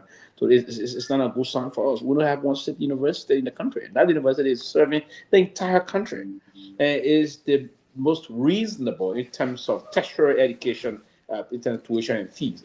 And the Myean administration came out and council tuition and fees, and I think no registration now students are expected to pay. But beyond that, how we as people will come together as a government in terms of our national educational policy. There have to be a straightforward national education policy, and that policy we have to put in place a wonderful kind of a system that will target the University of Liberia. We do have infrastructure deficit. We have an infrastructure problem. How can we enhance the infrastructure where our fathers, mothers, and all of them went at the university in the 50s? Imagine it was established in the early 50s. And ever since then, we will have the same structure that we had the main campus, the same structure we have. We have to do some improvement here. Well, the last time I was on the university campus, as the GD building was in a very makeshift form. The GH building, the TH building, the Torgbean building, and all those things, right? So there's a need to do that. That's the main campus. Off the main campus, the other campuses we have, I think we have 3 other campuses. We have the Fender campus, we have the CJ campus, and others. So what can we do as a strategy moving forward? And part of the reason we have these campuses, it is meant to effectively implement the decentralization process.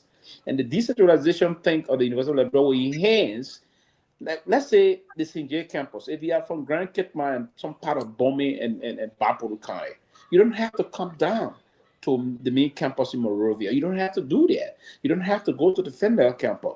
You can go to the CJ campus. That's why. And this new president, part of her thought reasoning of expanding the university is to also ensure the decentralization of those areas, but we have to pump more real money in those areas. We have to pump. The CJ campus, you don't have anything that will run through there. You need electricity.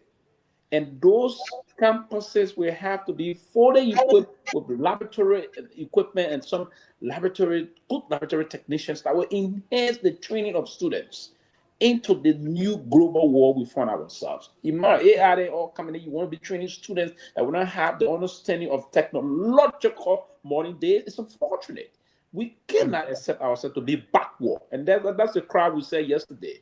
It's a fight between the bourgeois and that of the proletariat, where we continue to struggle. That distance between the bourgeois and the proletariat. No, it's about time that we close the gap. And how can we close the gap? It's by improving the structure of the University of Liberia so that the sons and daughters of the proletarians will be allowed to enter the University of Liberia, and they will close the gap between the bourgeois. That's the only way we can do. So I commend her decision to actually push for that.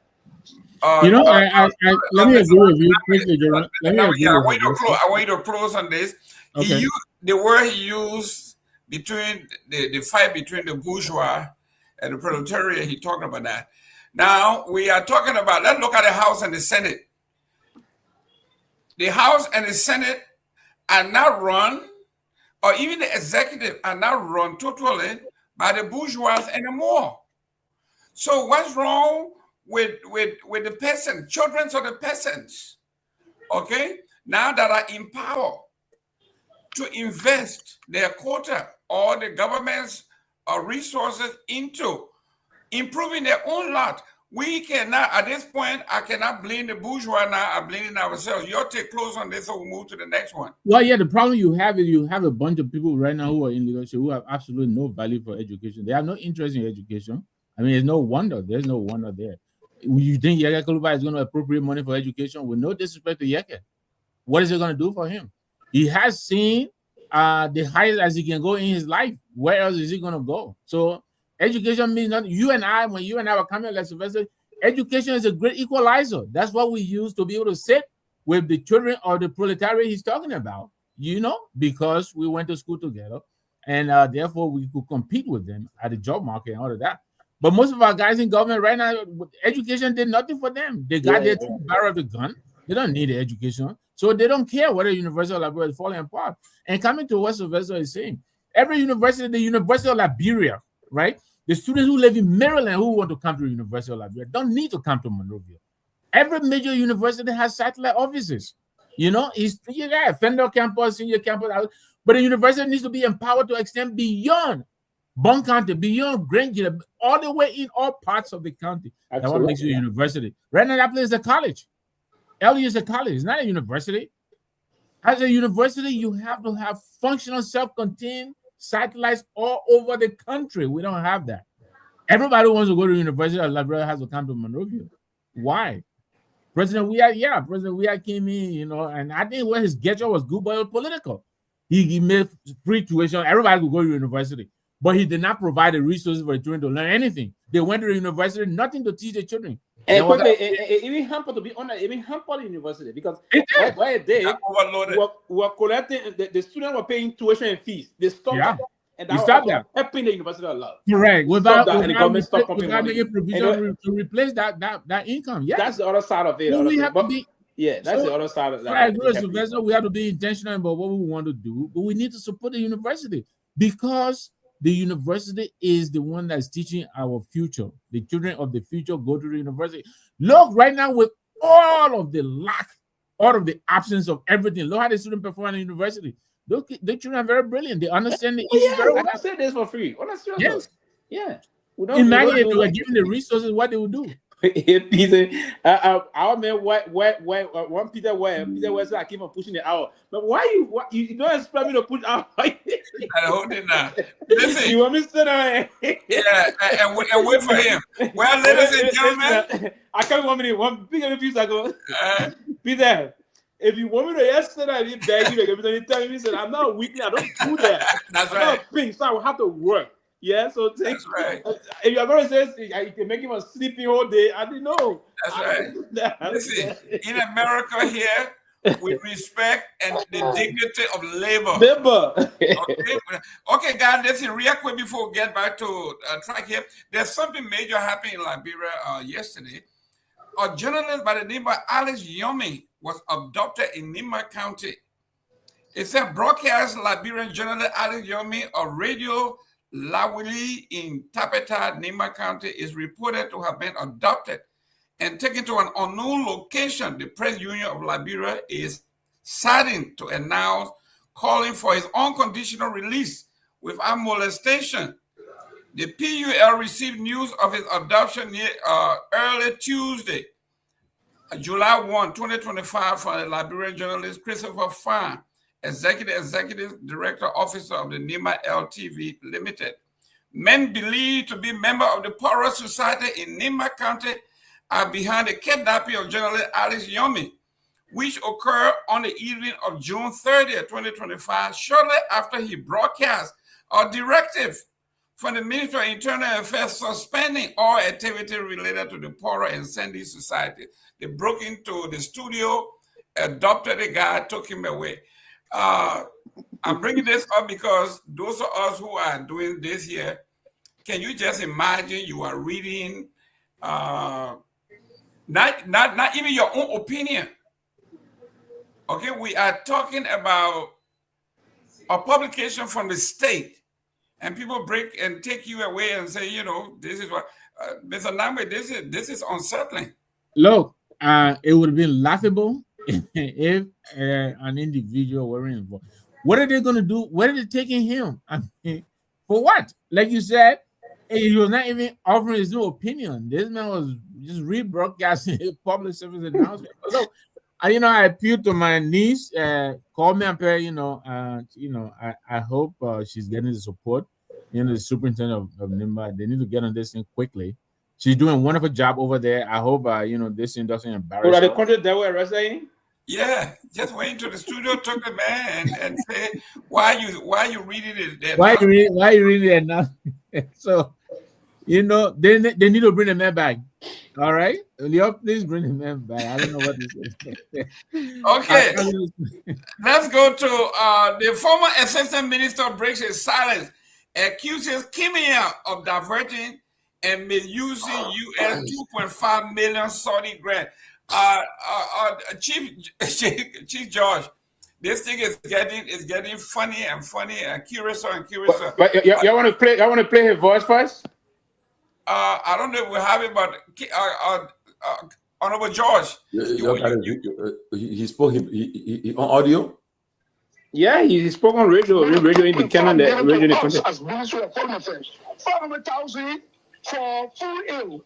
$2 million for the restoration of the Ministry of Foreign Affairs. In 2022, September 27, they will keep on the General Assembly. The minister and the deputy minister, Madam Kehleboe Gongloe, hit that information for us. What you need? Masreva have communicated with us. Masreva. Africans have communicated with us and the General Assembly. That the people will have a camp and they are ready to the video. They will keep a senior management meeting.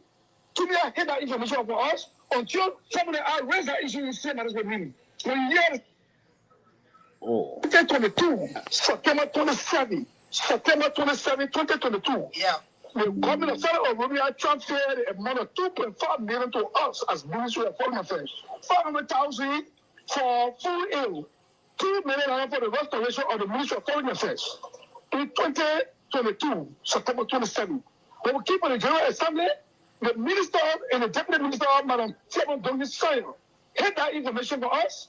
When our ambassador have communicated with us, our ambassador from Africans have communicated with us and the General Assembly, that the people will have a camp and they are ready to the foreign ministry are trapped in a camp. They will keep a senior management meeting. Give me a hit that information for us until somebody raise that issue in senior management meeting. When you hear that somebody in Kenya was not pulling, or Mazda in Kenya was not pulling, it was an issue that we have in Kenya. We got that money for foreign ministry, for the users of foreign ministry. 400,000 for full air and $2 million for the real restorations of the foreign ministry. When we raised that issue, Kenya said that money was trapped in the escrow account. He never informed us as senior management until we raised the issue in senior management meeting. That he and Senator was trapped in that money in escrow account. Today, we did not lay out on that money. Today, the money that went to the foreign ministry, the American government gave out $1.5 million for the renovation also for the foreign ministry. Is the money they took, they used them on foreign ministry, the panels. In fact, the contractor company that were used, it was the contractor company that was doing as fire. Who is the deputy minister of administration, our own contractor company was the one that renovated the foreign ministry.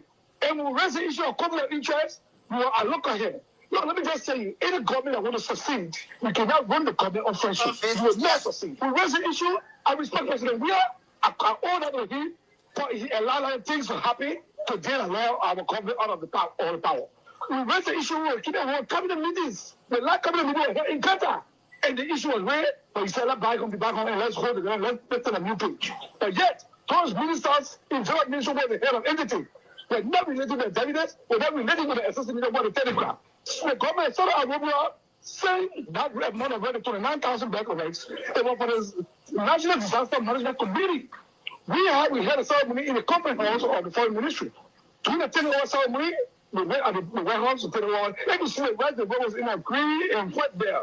There is no rice that came with green. There's some other rice, the bear other is different than any other rice back in that blue. The two green stripes on there with a white bear with the two green straps. So it was an extraordinary race to help disaster people who have disaster victims. Now, unfortunately, we didn't manage the rice. The minister said I communicated what happened, what happened. He was account for that. I didn't say no, the minister did not speak the rice or he stole the rice. He didn't accelerate himself. People started saying it is vision. Because in the rest, that resource concerned people can become a problem. So people in the disabled community, the disasters community, they never see the evidence no. take the account where the rest went. So I don't want people to say it's which one. The $2 million that they bought, I challenge Kenya and state, they never use, and today they're going to as we call it community, I also include that in the double again. Because they're getting the communications. They want to know how the $2 million are used. How the 500,000 were used for the right for the 5 million. Okay, well, for 5 million, you look at a cut. And we have the department that was supposed to go in, the Department of Agricultural Affairs. A cut here, he'll come and say, why the guys went, why the money, why it went. So there's something that happened on the criminal wise. So for you to take the criminal issue, I wish on. That's because we hit criminal commander act in the foreign ministry that was not helping our diplomatic persons. That's it. Wow. Honorable George. He must revive. Well, I would say this though. When we were in Liberia, we visited. I remember we went to the Minister of Foreign Affairs, and we were taken on a tour by the minister. In fact, the minister at the time, he came here. He asked his deputy minister, Madam Thomas Sawyer, to give her a tour of the ministry, and we asked him the question about the funding. He said that funding came from, I think, from the Saudis and the Moroccans to renovate the Ministry of Foreign Affairs, and we walked through the entire ministry, and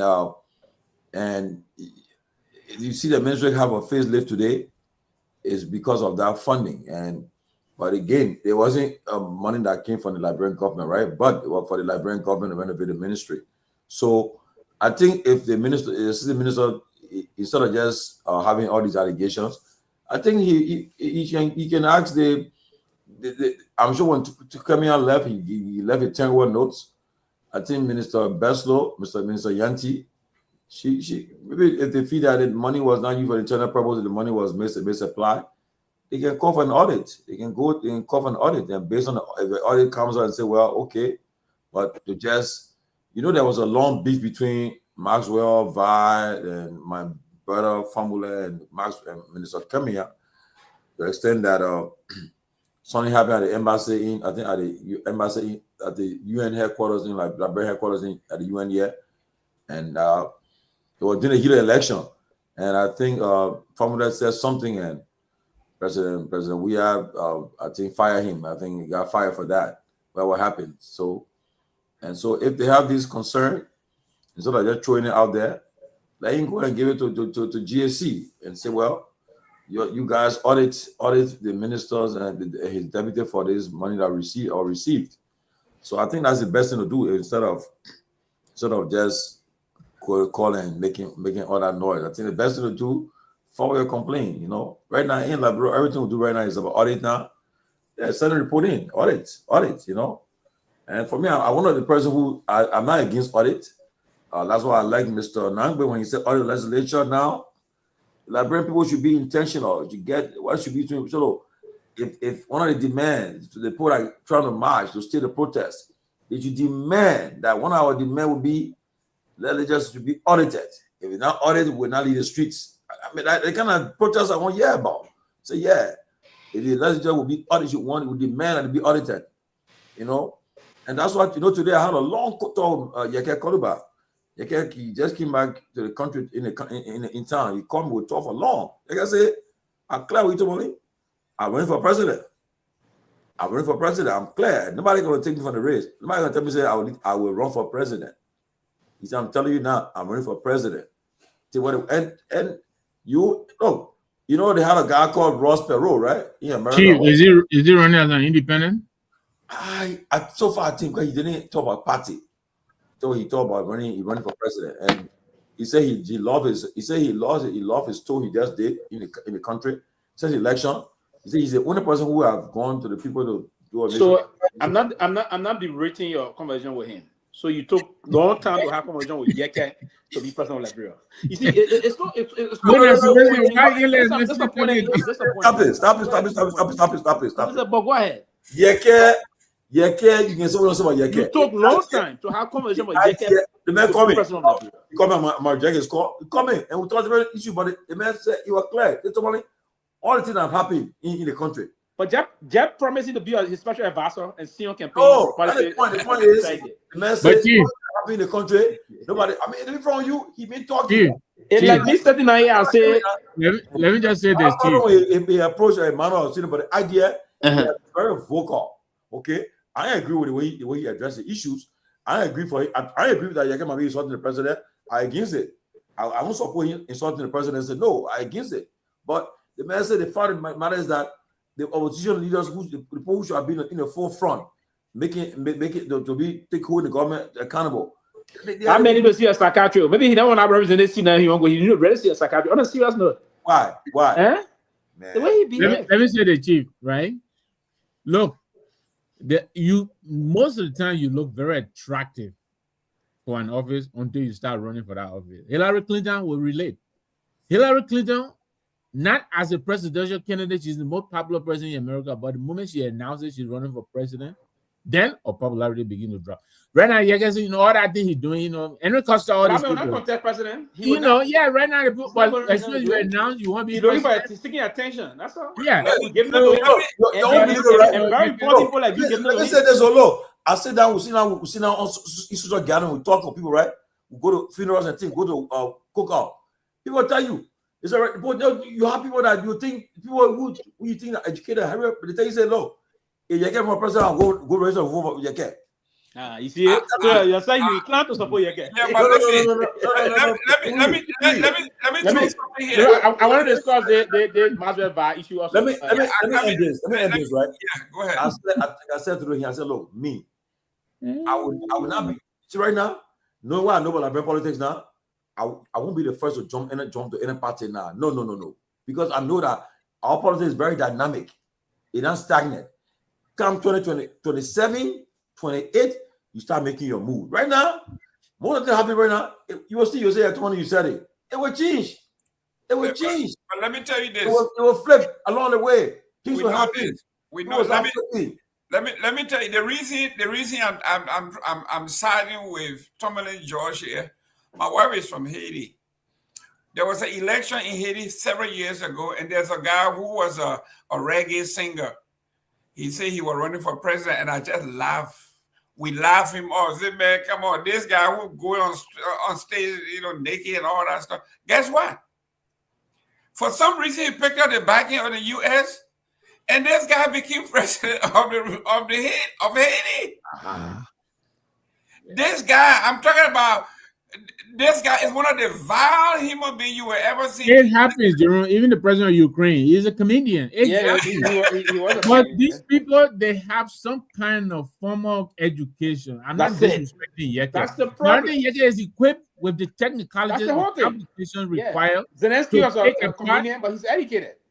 Yes, I don't think Yeke. I don't know. It was Zelensky's first time when he appeared. The Pope went for him, and look at what Zelensky is doing today. He's guiding our country through a major war with a major power. Let me ask you a question. That's what you guys. So be asking. Do you know that Yeke announced he announced it? The president said he going.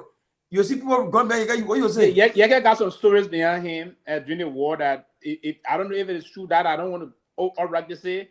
That he even pointed his own mother. If that is true that he did that saying about him, it is true. How can I make him not go to sit behind our resolute desk in the executive mansion? No. I mean, we have to be clear in this country, in our country moving forward, that there are certain things we cannot do because of certain reason. Right? I say that's what it says here. It's like to say a man in Morocco saying that insulting women, cussing everybody. He came Liberia got they welcome him. Women flew from America to go. I come here. Flew from America to go there. From America, from Maryland, flew there. Anyway, you read somehow. Yeah, Liberia Team. The man on the campaign recently, he insulting everybody. You got the vice president, and they refused to even. If I told the vice president, I said, look, we want your support. We're just outside for you. But they encourage the guy to stay on the campaign trail. Yeah, you talk about Liberia. I mean, come on, man. You got to admit it, man. He insulted 6 years. He insulted the former president, the man, grandma. He insulted with me. Cause Mama Salif. Cause everybody. No, you read about that. You read about that. Welcome. Now, I saw a lot of video the few days. He attacking Boga Nati. He said that Boga didn't keep bringing us in. That country, you'll be very. No, I wouldn't speak too much, but you're right. So Well, let's talk about the Maxwell Val. And I'm at Maxwell Val. He calls me for advice, and I talk to him for counsel. But so at Maxwell Val, if you have anything, I don't want you to just talk. If you have documentations, okay? Yeah, he been posting out documentation. All what this clip that went through and other things. They've been sending those voice and other things, different voices. And really, so that grill him. But no, it's not about. You see, I'm not here to say what he's saying is this, but you know, when you sometimes as leaders, we have to learn to work with people in a way that they're going to be tomorrow. Mr. Kemia didn't have a very good working relationship with most of his deputies, and there's a problem. Not only Maxwell Val, a lot of the other existing. Dude, a personal opinion. That's what I'm saying to you. It is, and then that is clear that you saw he had a deputy for foreign affairs were not okay, but that's not a secret. He didn't have it. He had formerly were now on a speaking term for a very long time. He and most of the deputy ministers, they crowd forward. Most of the assistant ministers, rather, the crowd forward and other things, right? I'm not talking about what I'm saying here. I'm guessing. I'm saying something to you, not opinion, right? I understand. And listen, it's not all the time too many will come to back people on things. I'm not saying he did something wrong. I'm not saying this one. I'm telling you what unfolded in the foreign ministry that he didn't have. But he and formerly when I'm talking, do you know that? Who? He and the minister and formerly. As I'm saying what all Maxwell said, Maxwell were in there, but I'm not talking about what Maxwell stated on a serious stuff. I'm just here to be concerned about some of the discussion coming up from people about what unfolded in the Ministry of Foreign Affairs. There's two amount of monies that people talk about that came in the ministry: the Moroccan government and that of the Saudi government. Here's a note that came from the Saudi government to the Liberian government. It said the embassy of the Kingdom of Saudi Arabia in Abidjan present its compliments to the Ministry of Foreign Affairs of the Republic of Liberia and has the honor to inform it that the requests for Liberia have been approved and the amount of $2.5 million will be disbursed for the government and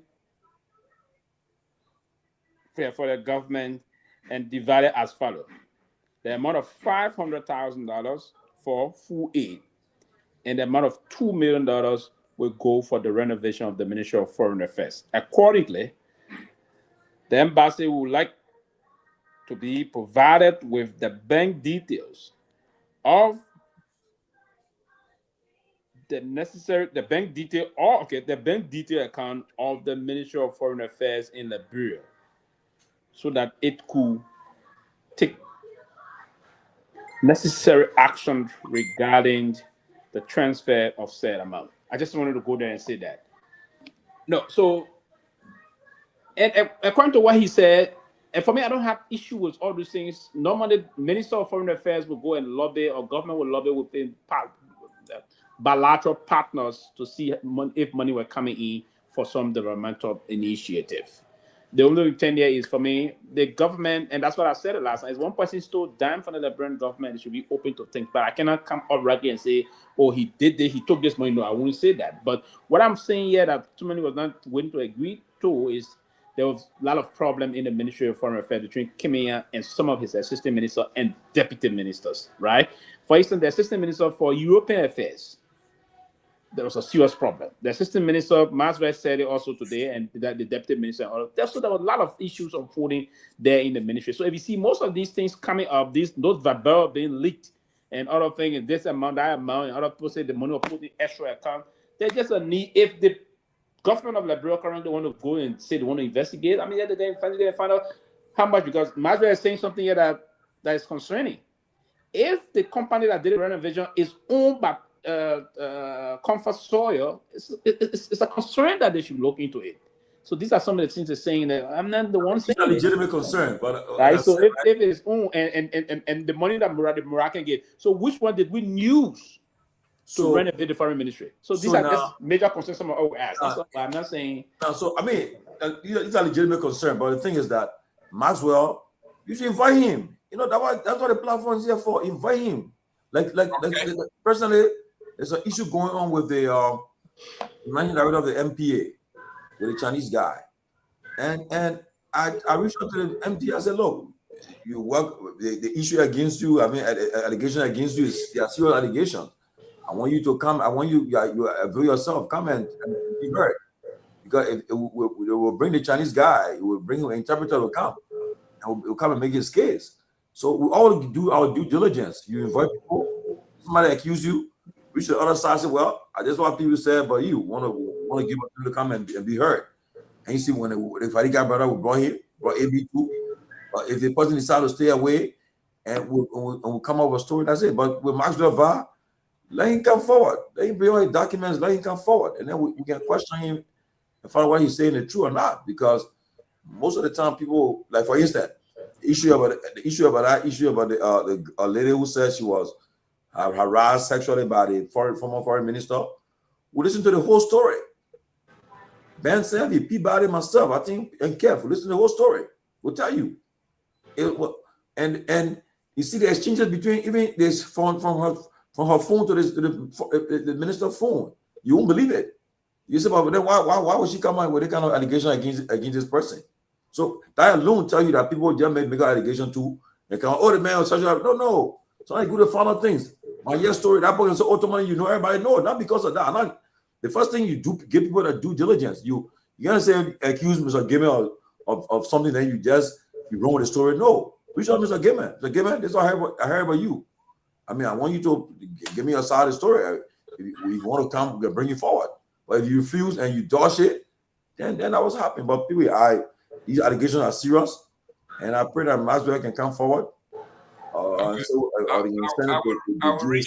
will reach out to Maxwell tomorrow. I know it's a little late. I'll reach out to him. Before I reach out to him, let me wish Senator Finley happy birthday today. Today is his birthday. Oh, today your birthday too. 200 in there. Yeah, 200 got the same birthday. Oh, wow. Okay. Oh, so I have to reach out to Yombly. My two favorite folks from the county, my two senators. Yeah, 200 got the same birthday. And reach out to them and say, I don't want them to say that I'm biased. I didn't know what her birthday. I would have called her too. But happy birthday, senators. Happy birthday, pro tem. Happy birthday, former pro tem. So, two of them birthday. Happy birthday to Senator Finley and Senator Kanga Lawrence. That's correct. Also, happy birthday to my friend in Raleigh, Ahmed Kruma. Happy birthday, my brother. And all those celebrating their birthday today, happy birthday. And today, July 2nd, also marks the occasion when was it? Let me see. Y'all give me a chance quickly. Abu Kamara, if you're watching, you see I'm celebrating Omen Bwaka today. I got his hat on. I got Omen Bwaka hat on today. I think Omen had a good week. So they made it 35 years. 35 years since the rebels of the MPFL entered Dupo Road, took over Dupo Road. And it was an experience that, look, I beg you. People, I know you heard the story too. Before, while we're in government control era, people came up with their lies. The guys that are coming, they get so US dollar in the pocket. The US dollar in the pocket, so they get so US dollar in the pocket. The guys brand new US dollars. See the guys in there, their uniform so clean. I mean, when I saw the first rebel that day, I remember on July 2nd, 1990, we came with this. How we came down the road that days. They said, put your hand up. Everybody coming that day, walking down. We got to the junction. See the guy there. That time I saw something called Berita. I called Berita. I said, Berita. I said, I rebel there. So people there dirty like that. When they talk, he said, hey, Liberia, so your Baba. I said, They said they were talking on the thing there. They were coming. They come in the day. They're gone the day. I said, that Berita. And I saw them and I said, well, they put your lot to also. So they put them were all nice people. And then my first execution I saw, it was on Dupo Road. Mr. Gamer and Pewee. The Mandingos, the Guar, the Mano, they all live together, the Crown, all live together in Nima. So apparently this guy was walking with us, right? We're walking. But then the guys are in a pickup. Apparently they knew the guy from Nima. They all went to school or live together. When they spotted the guy spotted a friend, the guy started to go fast, to leave the road, to go fast. They spoke the dad, they call his name. The guy ain't answer. They said, it's not running down the guy. Now they say, man, they chased the guy. I said, the guy dropped. I said, what not? They said, the man, my nigga man, the man who leave the girl in my country. I said, so I don't. I said, and no, but because of that guy death, I tell against the rebels. I never like them. No, when he used to come on the front, when they come and talking about what they did in the front, I had this deep for them. I said, the guys there. I said, there's some people that look. I was so hurt to see the guy there when they're talking about the war, how they kill the person on the front, this thing, that thing. I never like them. When they come inside the house, I want to battle with them. So this day, 35 years ago, we experienced the sounds of the real sightseeing of rebels that came to liberate Liberia, they said. And they came there, we saw it. Yeah, I saw they came at one point down, the rest of my late father all arrested. They one they call him what he said. He's a clean shoes. Left funny was a gamer. This guy, he arrested my opa, right? He tied the pape finger, had the pape tie and do sa tie the pape. Why he was handicapped. He knew what Maxwell. So a handicap guy tie you up? Eh? A handicap guy tie people up? I say he tied my dad, he tied my pape. He had pape I inducer. So fast forward, the war finished, right? We came back to town. The pape was director for security for the anti-fraud unit of finance. My father now. Pape used to come clean his shoe right by finance ministry. They see, I think his name was Michael, yeah. The same guy. The pape saw him. I said, but in a Michael there he there, cleaning shoes, you're cleaning shoes again. You see it? He tried Pape said, Pape didn't knock his head. I said, well, I get it against you. I forgive you ever since, you know. But I mean, 1990, we experienced our first sightseeing of rebels. I was on this day. Wow. Well, before we go, let me. I have promised our folks from CWA. I know, Tomalin, you went to CWA? No. Oh, okay. Our folks from CWA, real quick. The College of West Africa is a Methodist high school in Monrovia. The school was opened in 1839 as a Monrovia seminary, making it one of the oldest European-style schools in Africa. It has produced many of Liberia's leaders. Alumni include the former Liberian President Ellen Johnson Sirleaf, and they sent me the list of all their folks. Solomon Carter Foley is a physician, Mr. Fuller, the late Momolu Ducles, statesman and diplomat. Nathaniel Vani Massekwe, educator, politician. Albert Port, the great Albert Port, journalist and politician and activist. Rachel Abraham Henry, politician, Speaker of the House. Ann E. Cooper, educator. J. Rudolph Grams, statesman. Mary Anthony Bryan Sherman, my favorite woman in Liberia, an educator. Azetta Robert Cooper, Liberian and writer. T. Ennis Eastman, yes, a diplomat. Ellen Johnson Sirleaf, Joseph Newman Boyka, Charles A. Minor, a banker.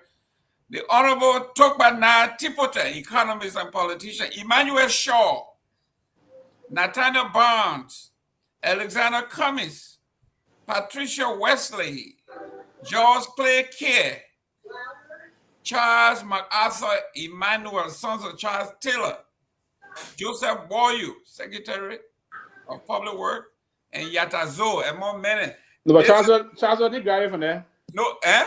Charles didn't graduate from there. No, it said his son. He went to Riggs, went to that school. They said his son. They said Charles Taylor. They said Charles MacArthur Emmanuel, son of okay. That Chucky. Yes, that's Chucky. Taylor went to Riggs. He didn't even graduate from Riggs. He was expelled from Riggs, yeah. Yes. So the alumni include these, okay? The history of March 21, Melville B. Cox, a Methodist missionary from Eddington Street United Methodist Church, was licensed to preach. And he went from Maine, 1825. Wow. So it officially became College of West Africa 1904. 1 year before the Great Bassa High School, 1905. So here we are, great history, guys. This is CWA, a school that have given back, given our great leaders, bankers, politicians, some great ones. Tipote, obviously, I think the greatest among them was Albert Port. I may be wrong, but I think he would be my number two. My number one would be Anthony Brown Sherman, the former president of the University of Liberia. Very great. Pewee, were you around when Dr. Sherman was president of the university, or you heard about her? I heard about her. Great leader. She was strong. She reminded me of the late Mrs. Louis C. York of Monrovia College. You know, tomorrow we're going to be talking about the monkeys tomorrow. Yeah. Great schools. Dr. York was a very, very much. She was a great disciplinarian, and yeah. Great someone with whom I had a great relationship. But it was Reverend Holt days when we were at the Monrovia College. Oh man, Franklin Holt. Dr. G. Franklin Holt. Yeah. Yes. So we're doing the monkeys tomorrow. The man came that you had to go visit. When he came over there, he came for some visitation. He came by here. Oh, he came to play. I thought I was talking. We used to be in the brother Moses. Call your hair. We used to call him Dr. Holt, a gentleman who's a scholarly guy. He's from Wilberforce. We used to call him the Wilberforce man, the guy from the University of Wilberforce. And great guy. Is he still alive? No. Dr. Holt died a couple of years ago. In fact, his daughter, Rosalind Holt, died. They just buried her about 2 weeks ago. Yeah. So this is the family that adopted me when I was growing up in Buchanan. So they are very, very close to my heart. We're talking about the family. Yes. They adopted me when I was in. He was a good man. He was a very good man. Great family. The whole family. Great family. So Holt is a son of Dr. York, right? No. Totally different. York is from that place there, right there. G. Franklin Holt, they are from Buchanan. We're deep.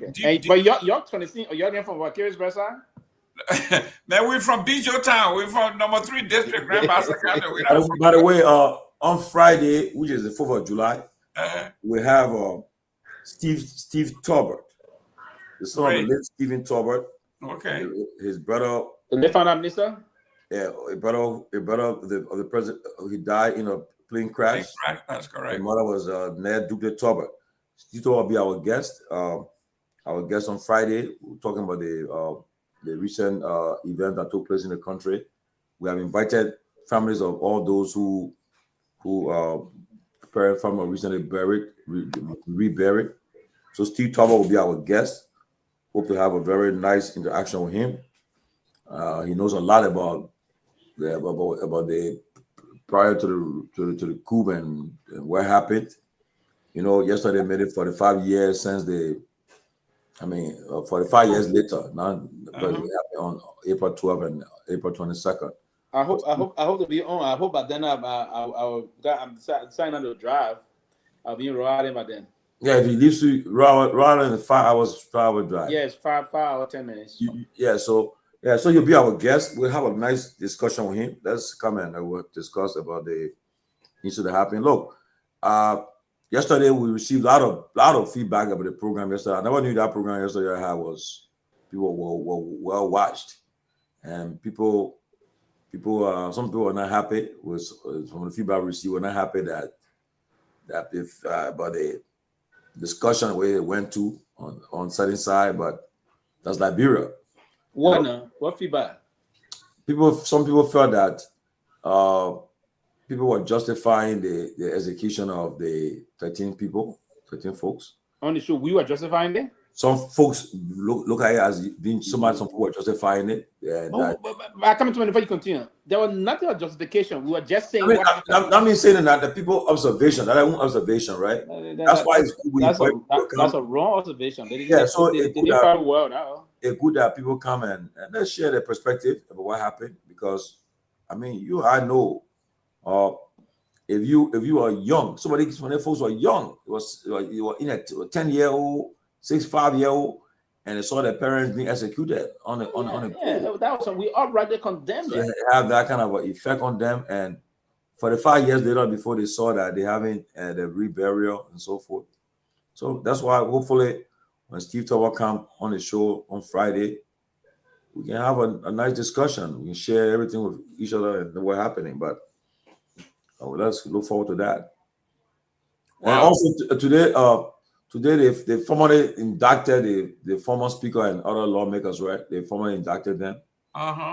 And then in your state, they had another case with Sean Daddy, Sean with Peabody. Yeah, Sean Cole. But the judge never treated him right, man. I don't know what happening. Oh no, come on now.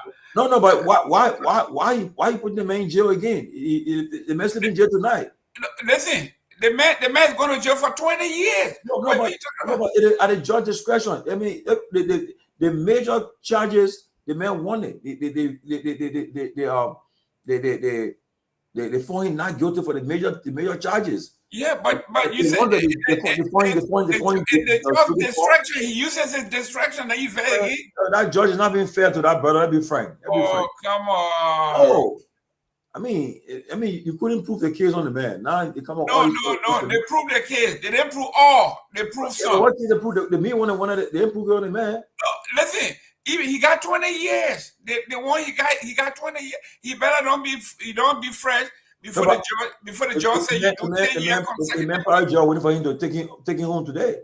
I thought the man want to be free. Yeah, but you see that. But then the lady, what did she say? She said along the man out. She not safe. She not safe with the man be out. Can you imagine? Of course. She got security, man. Why she talking so? But listen, Pewee. The man says, I got $1 million now that I want to put out so I can go home. Can you imagine that you're going to say something like that to a federal judge? Okay? The very reason, the same thing they accuse you of being arrogant and think that money can do everything. You're telling the judge, instead of asking the judge to set bail, you tell the judge, I have $1 million available to go home. What kind of craziness is that? The judge have even done that. People who have criticized that judge for being a fool.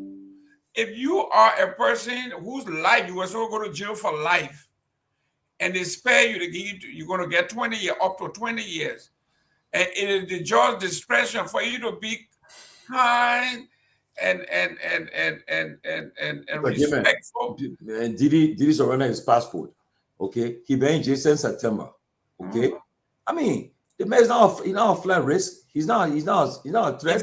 He's a predator. You're going to do another freak off when he gets home. But you're accusing him of being a predator. Was he found guilty for that? No. You were found guilty for prostitution. Transporting women across line. He's going to do the same thing. Listen, there's no more freak off in Florida. We're sending you over to Alcatraz so you can be over there doing freak off with the alligator. Look at you're trying to say something about alligator. Yeah, man. What? Yeah, I do. Listen, Abu Kamara, if you are here, tell President Boakai he shouldn't go talk to Trump and reading. Trump is a guy who likes to interact and fast on his feet. If you come here and start reading your thing, he will tell you, what is it you're doing, man? Let somebody else come in. He will tell you, say, listen, you're 5 years old. Everybody got 10 minutes. You want to take 10 minutes to read your stuff. You got to leave the next guy coming. So you tell him he has to be sharp on his feet. He and Trump, they are about the same age. But you see how active Trump is? Trump is going to turn 80. Waka is not 80 and a half, right? They're about the same age. So listen, tell the president when you're coming over here, you are coming basically to debate. This man going to be asking you questions. He doesn't want you to look. I mean, JB, he another loser. Trump ditch back JB will put him in place and move on that. What? JB what? He's gonna lose. He ditch back JB put him in place and walk away. JB can't talk. JB can't talk. JB will talk. You say, look, Liberia is a sovereign nation. We are the oldest independent republic in Africa, second republic in Africa, and we are not one of the countries that you just push around. No, don't disrespect the president. Okay, Trump gonna say, you're showing the door. You get out of Yeah, here. you leave, but at least you leave. But listen, the president needs to be prepped to be fast on his feet, because this man Trump he's not going to be like you said, the conventional thing reading. He's not going to be scripted. Okay, like you see how he and Ramaphosa was sitting face to face, nothing. He's just telling you. But you see, Mr. Gimmer, like people said earlier, though, it left with the president's team. Now, if everything is arranged, it's confirmed, everything is said, they confirm everything confirmed. It confirmed everything arranged, right? The thing about it is this: what should happen is that he shouldn't. They should prepare him well. Look, prepare the president well. They should study most of Trump videos. Most of his previous video with foreign leaders, right? And they study him first of all. Now, Trump's taking consideration that he and Boga are equal. Boga is older than him. Okay? Few months. Yeah, older than him. Number one. Few months. Yeah, and so he can't disrespect the man. Yeah, I show respect to the man. Number two, he should prepare him well. Boga should be alert. It's not a day at the moment he want to fall asleep at that moment. No, he can't afford to fall asleep there, because Trump will call him out right away. You know Trump. Trump is not the kind of a normal president where a conventional type. No, Trump will tell you, you make fun. In fact, you say that the people they spend $1.5 million for election integrity. That where they from. So prepare him well. Program should be prepared well for that kind of meeting. And he looked Trump in the eye and tell him exactly what he wants for him to do for Liberia, or Liberia position, and tell him Liberia is a sovereign nation. We are a country that one of the second republic in Africa. We're there for the funding of the UN, the African Union. We're there for the League of Nations funding, and we are a country that ready to move. We Liberia foreign policy is based on economic reciprocity. Yeah, economic benefit for the two countries, right? Now only you take it from me and nothing. We have our minerals. We are largest. Oh, we gotta promote Liberia. He had talked about Liberia, promote Liberia. But that's thing I saw him reading journal to the American embassy. He shouldn't do that. No, listen. He shouldn't read on paper, sir. Let him just. You watch the table with Doe and Reagan, right? Mm-hmm. Doe at time. Doe, what are Doe making mistake? Doe was clear. Doe here Reagan met. If you are not people in pocket and he write it, for now he showed Reagan, he got a guy left. So Boga should be very alert, should be very, very forceful, intentional, and put Liberia case before Trump.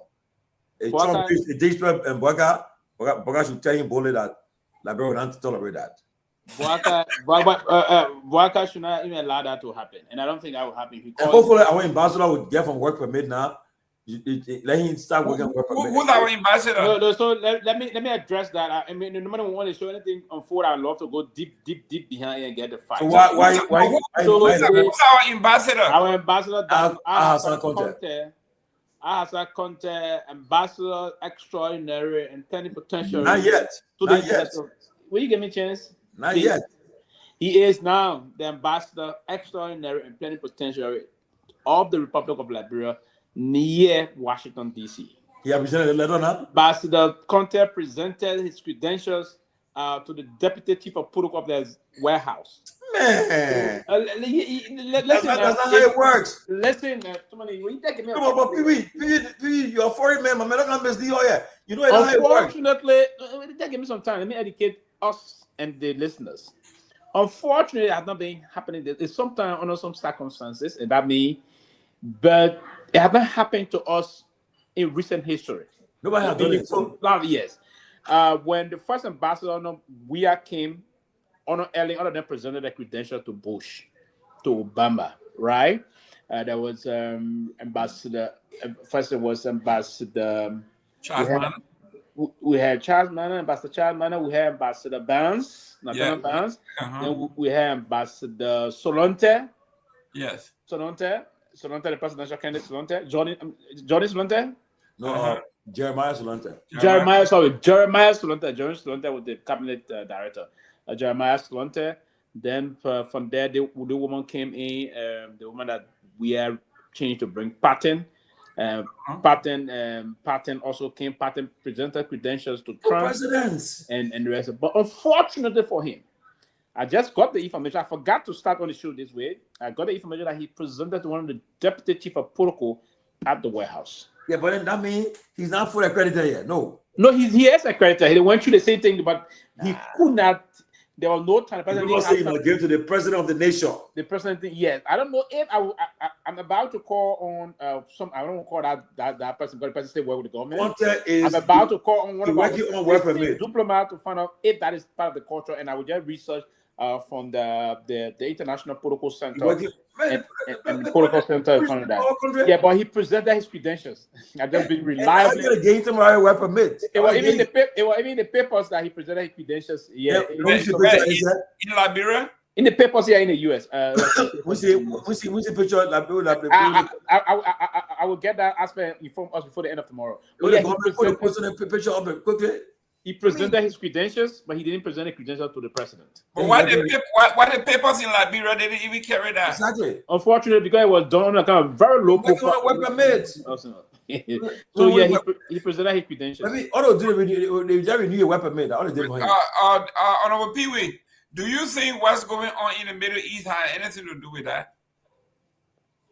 Anything to do with? With content being play low. No, I don't think so. I don't think content have not been on anything. Content got now. Listen, the first and foremost, if the country don't want you to come, when the Abrama is sent, they would not approve it. So no, what I'm talking about is the Middle East now, and like the people in Iran, other places in the Middle East are trying to turn the fight in the Middle East between Israel and Gaza as a Muslim versus Christian thing and all of that. Conte happy to be a devout Muslim. You think it has something to do with that? No, absolutely not. We have other Muslims countries that are sending their ambassador, they are presenting their credentials to the president, right? And again, this is the problem about if the country is being considered a very low ranking in terms of the diplomatic table, and that's why you have to leverage yourself and make yourself viable and important. If you are considered a low-ranking country diplomatically, the country, because you don't have nothing to leverage, it's a problem. It's a problem. This counts also on the issue about defining or redefining the issue of sovereignty here. The issue of sovereignty, we say the issue of neutrality in terms of diplomatic relations and what have you. But in some cases, other countries are twisted. And this thing of the tendency of the deep pocket theory in diplomacy is very key also. So that is a major thing that is unfolding. So it's just unfortunate that we cannot do the way we should do things. Now, how can we strategize? That we need smart people. We need smart people.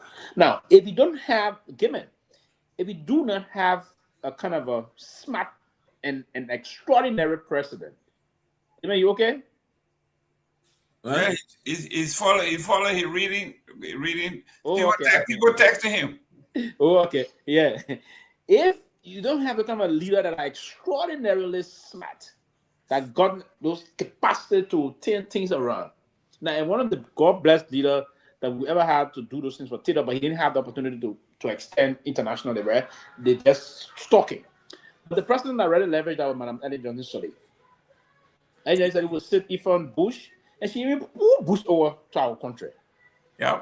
She didn't stop there.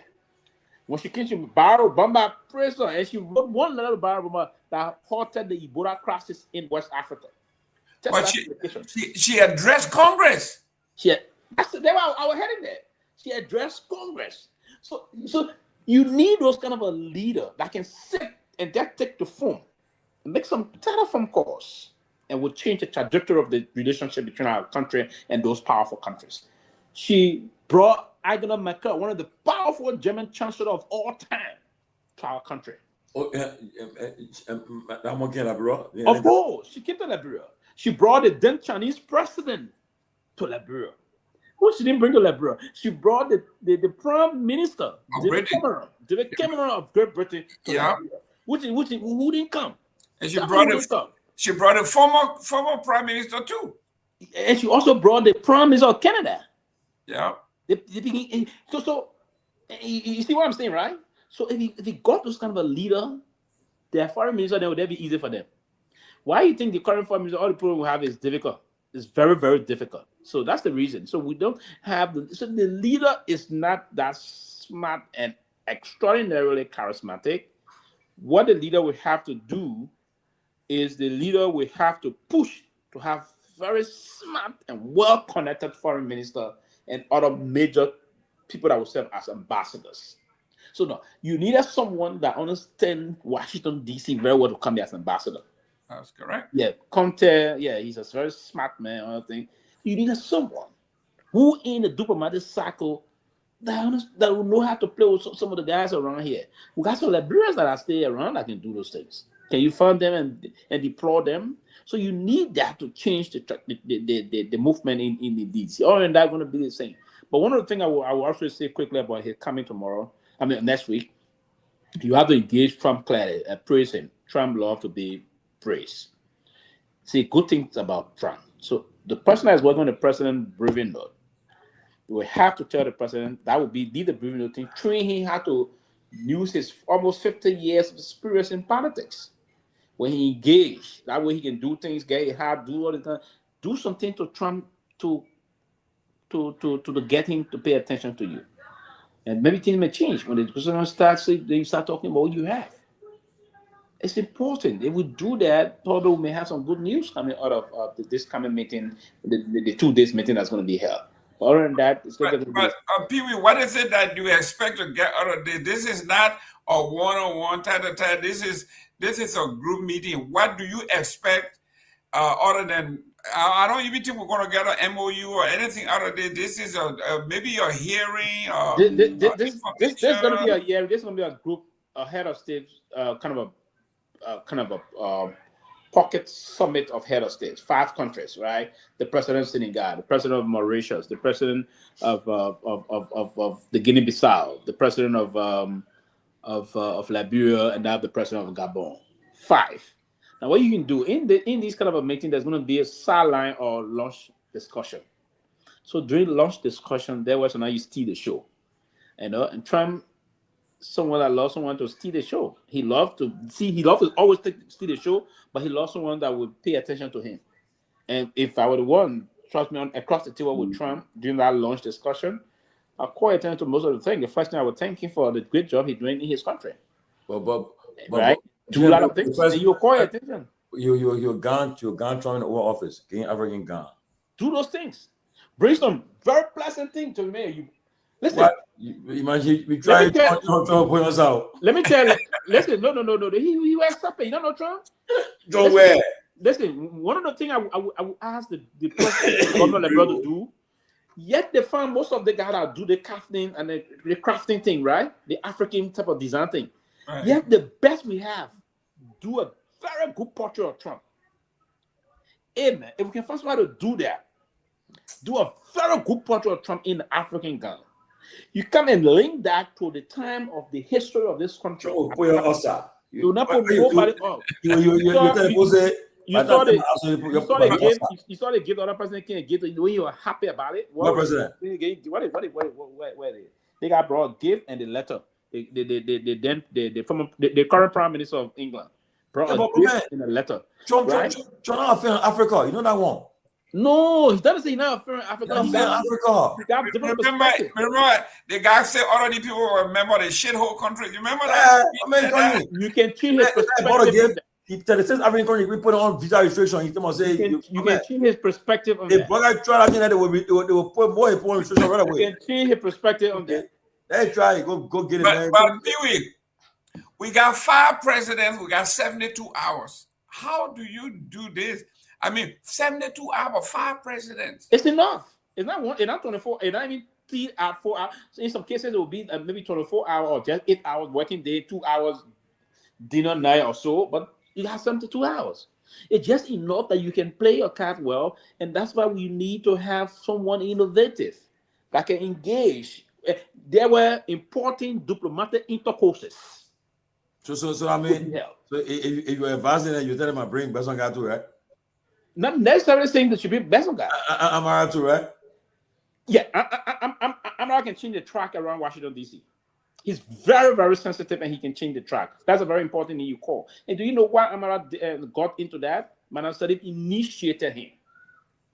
And then what he did. And that's it. If you are initiated in some societal organization, what you do now is that you flex your muscle to get granted. And that's what Amara did. So doing those kind of a different diplomatic intercourses, you get connected to important sectors. And that's one of the reasons you saw Amara, even during the past Trump administration, he was around taking body pictures with the then Vice President of the United States. That's very important. To me, everything I said tonight. You need Amara to come with you. If I advise him, but he's not going to do it. He advised to bring Amara. Come and praise Trump all there. All you do, praise him. Praise him. Men like praises. Praise him. Praise him. Hey, what you do in Africa? What you do for the world? And that probably said, if I say, I think Liberia recommend you for the Nobel Peace Prize. Say it. Yeah. Look Trump in the face and tell Trump that many African countries have been trying to bring peace in Congo and Rwanda are not being happy. Yeah. But thank you, Mr. President. We appreciate it. Thank you. And it's part of the reason we thought, and you bring Manasari case, you say, our former president won a Nobel Peace Prize. And I was just having discussion with all that Liberia would support that because you bring global peace. Then you bring the Indian-Pakistan situation out. Yeah, they call him. You need to make him convinced. Ladies and gentlemen. Men are the Badina of Liberian foreign policy. No, but that's I said, bring those things to him. Remind him, say, Mr. President, for India. And you say those things to him, you be. I will hope to pray that he had to get out of this one. Hot soup. Hot soup. You shouldn't be cold. You shouldn't be cold. Yeah. But tonight you're too cold, man. Diplomacy, my brother. If you're dealing with Trump is a former reality TV guy. Of course. He loves to steal the show. He don't love weakling to be around him. He gave you 30 seconds to do your elevator speech. You got 20 seconds to sell yourself. You can't sell yourself. Get out of here. Number one, as soon as you hit him on, Mr. President, thank you for bringing us together. We're very happy to be here. But one thing, let me quickly note here, Mr. President, Liberia had a very wonderful relationship with America. But during your reign this time around, you're doing some things that we're very, very happy of. Our country, our people support you, support your global initiative that you're trying to bring global peace. We are the brink of a nuclear war recently, Pakistan and India. You halted that. We just saw you, bro, Rwanda and Congo, one of the richest countries on this planet Earth, to bring peace. We pray for you to continue on this initiative. We look forward to having wonderful discussion with you, Mr. President, but there are other good things we will say about. Listen, when you say that, he'll be shocked. And the guy loves to be elevated. Of course. After he says that, then after few minutes. That's why he got a humor, he got a headlock over there trying to push it. Wake up. You see, somebody just mentioned the guy from Qatar came and said, we gave you a new Air Force One. Yeah, $400 million. He said, yeah, that's good. But we don't have 400 million. Okay? Qatar gave us Air Force One. And the guy sent the whole country upside down. People were saying, are you kidding me? We're going to accept another Air Force One. We got to demolish the whole plane to debug it. I plane will enter in the museum. But against say something, Jana said there's difference between being a diplomat and a praise singer. No, let me say this to you. In diplomacy, we follow sickness. Now, if something is unfolding that will push you, because you need to captivate, you need a traction between the both of you. So if you think you talk, and then it's just like, and we are not all equal in diplomacy. And the whole thing we talk about the neutrality of the sovereignty. No, there's no something called we are not mutually equal. There are precedent that are more than some precedent. I know you agree with me, if this is no problem. But here's what I would say to you: if you sit in front of a powerhouse, if you sit in front of a powerhouse, what you have to do is to push to that. You have to draw your attention, and sometimes world leaders. But you saw the English. So you too bad. You saw my brother Dick and Geese. You saw the English Prime Minister praising Trump. Why do you think you're doing that? Because he didn't want high tariff. Trump lower his tariff. Let me just remind you that diplomacy was unfolding, but he was praising him. And that's why Trump reduced. When they went to NATO, you saw what they were doing. Yeah, all the NATO presidents were president, man. You saw what the current NATO Secretary General said. He said, "You have brought peace in the war." You call him daddy. You think a king is calling daddy? He said, "You are the daddy of the war." You think a king my heart? And my brother? No, but honestly, right? I mean, no, but if you there's a moment I miss Charles Taylor. You get the opportunity to talk to Trump. It's like, man, in 10 minutes, Trump will be like. He will announce major development to carry on Liberia. But Charlie, that's all you need. Look, that will sit. You have a conversation with them. Global politics, it always been, and we'll always do these things. And again, I agree. Hey, give me.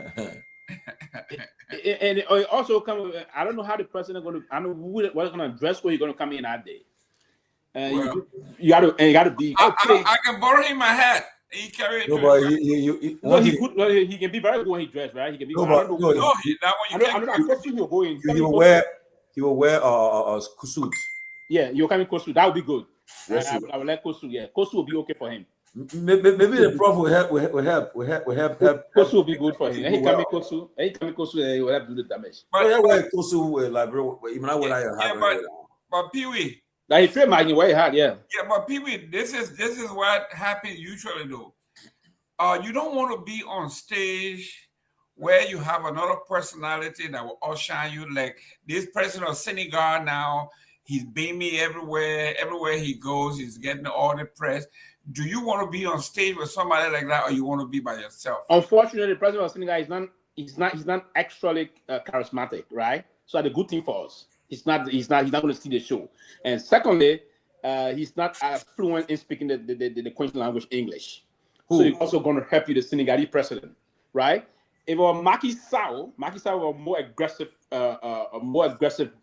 diplomatic, shadow-looking person, right? He would use the shadow diplomacy in our line. He would shuttle in no time between the two houses and do a lot of things. But for him, though, I don't think he's going to speed it up.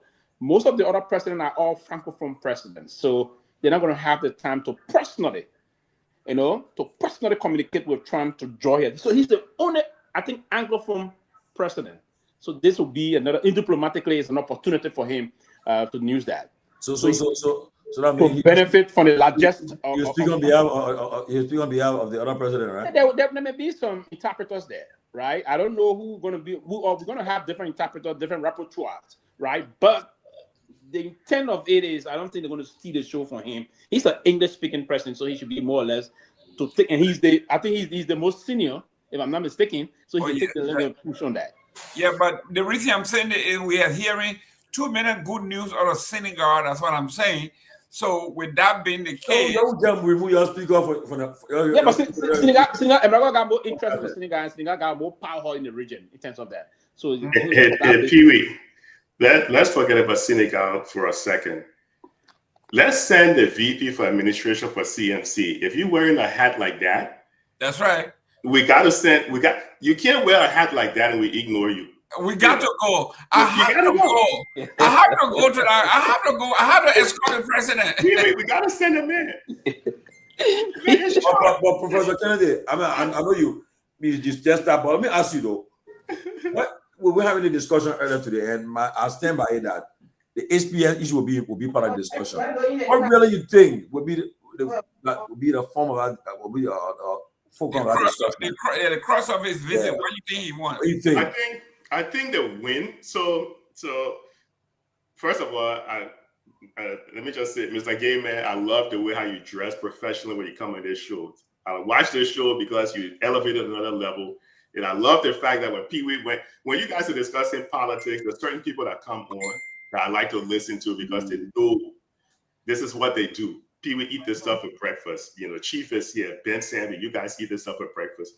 So, but on the HPX side, look, Boy Guy attaining this thing, the big win for him, let's put it in reality. Okay. Trump has cut the State Department budget by over half. It was roughly 68 billion or so in 2023, like that. I know the first time he came in, he tried to cut it by almost 30%. There was some fight, but he has cut the state in the one big beautiful bill. That's the right. State Department budget has been slashed drastically. We know USAID is gone. The money that he was using to spend, the only thing Trump is spending money on is on AIDS treatment, a little bit on malaria, but a lot of the things like vaccine and stuff, he's cut back tremendously. State Department budget, the big beautiful bill is around 28 billion or so from 60-something billion. He's not spending a whole lot of money on foreign aid. So Liberia and all these other countries shouldn't expect a whole lot from the US in that when it comes to that for foreign aid. The big win for Liberia would be maybe if they can pursue extending the AGOA, the African Growth and Opportunity Act. That's something you could ask for, right, to extend, because that's more realistic. The HPX thing, if Liberia only had the right amount of technocrats on the table, they don't need HPX. HPX is coming in spending about 200 to 300 million of other people's money. And over the lifetime of this deal, they're going to pull out about 10 billion from Wologisi on the Guinean side, using Liberia as a transit point. They're going to make a lot of money. And they're doing this by taking other people's money. They borrow other people's money.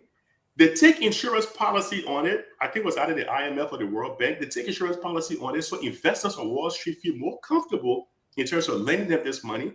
And they're going to make stupid money off of it.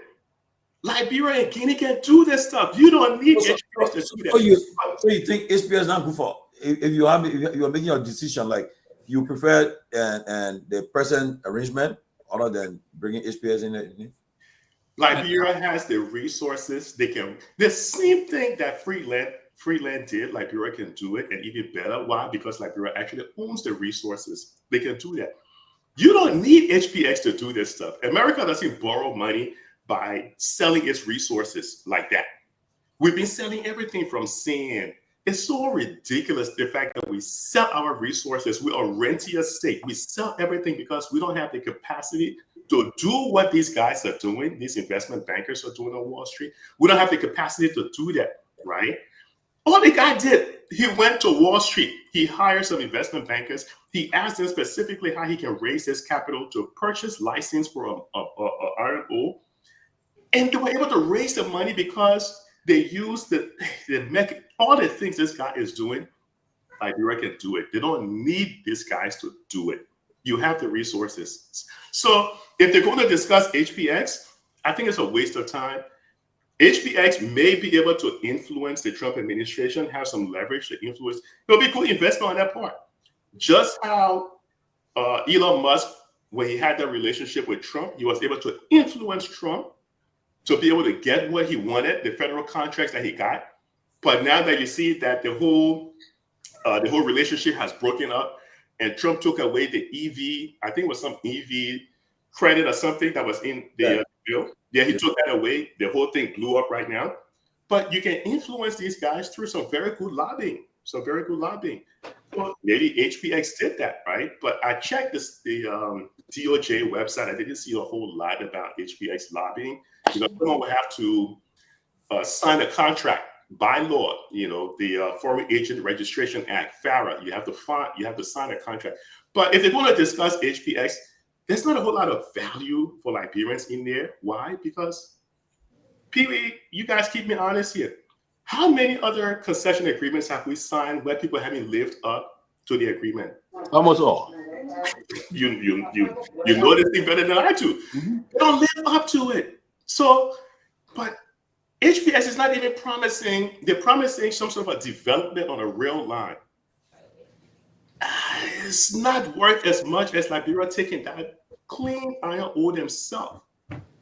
Using the same technique the guy used, create this kind of security, leverage that, go to Wall Street, get the money.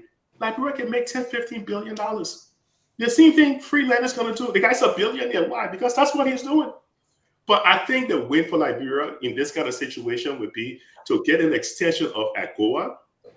Because, and let me tell you why, if you get the African Growth and Opportunity Act, which is scheduled to expire this year, if you get that to extend, and you see with all the tariffs and stuff, companies right now are looking for places where they can start manufacturing, maybe light manufacturing, and then don't have to pay all those taxes.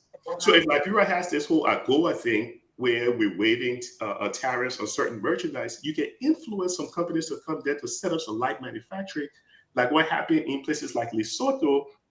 So someone rather than going to Asia, paying all that tariffs, because Trump doesn't like China, go to Asia, paying all that tariffs, they can do the investment directly in Liberia over a period of time. It'll be cheaper for them. And create jobs and all for Liberians. You create jobs. We got a lot of people who can sew. Yeah, we got a lot of them. A lot of clothes.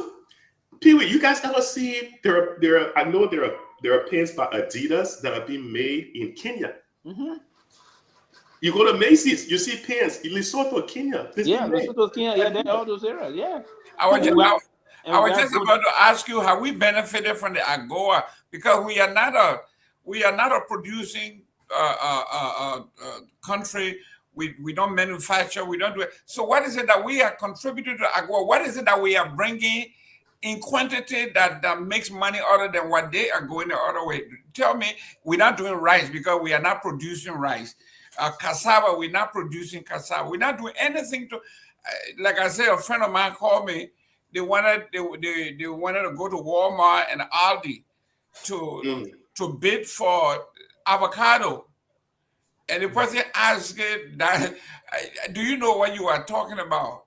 If you want to supply Walmart with avocado, can you produce 10, 20 million stacks of avocado for all of our store?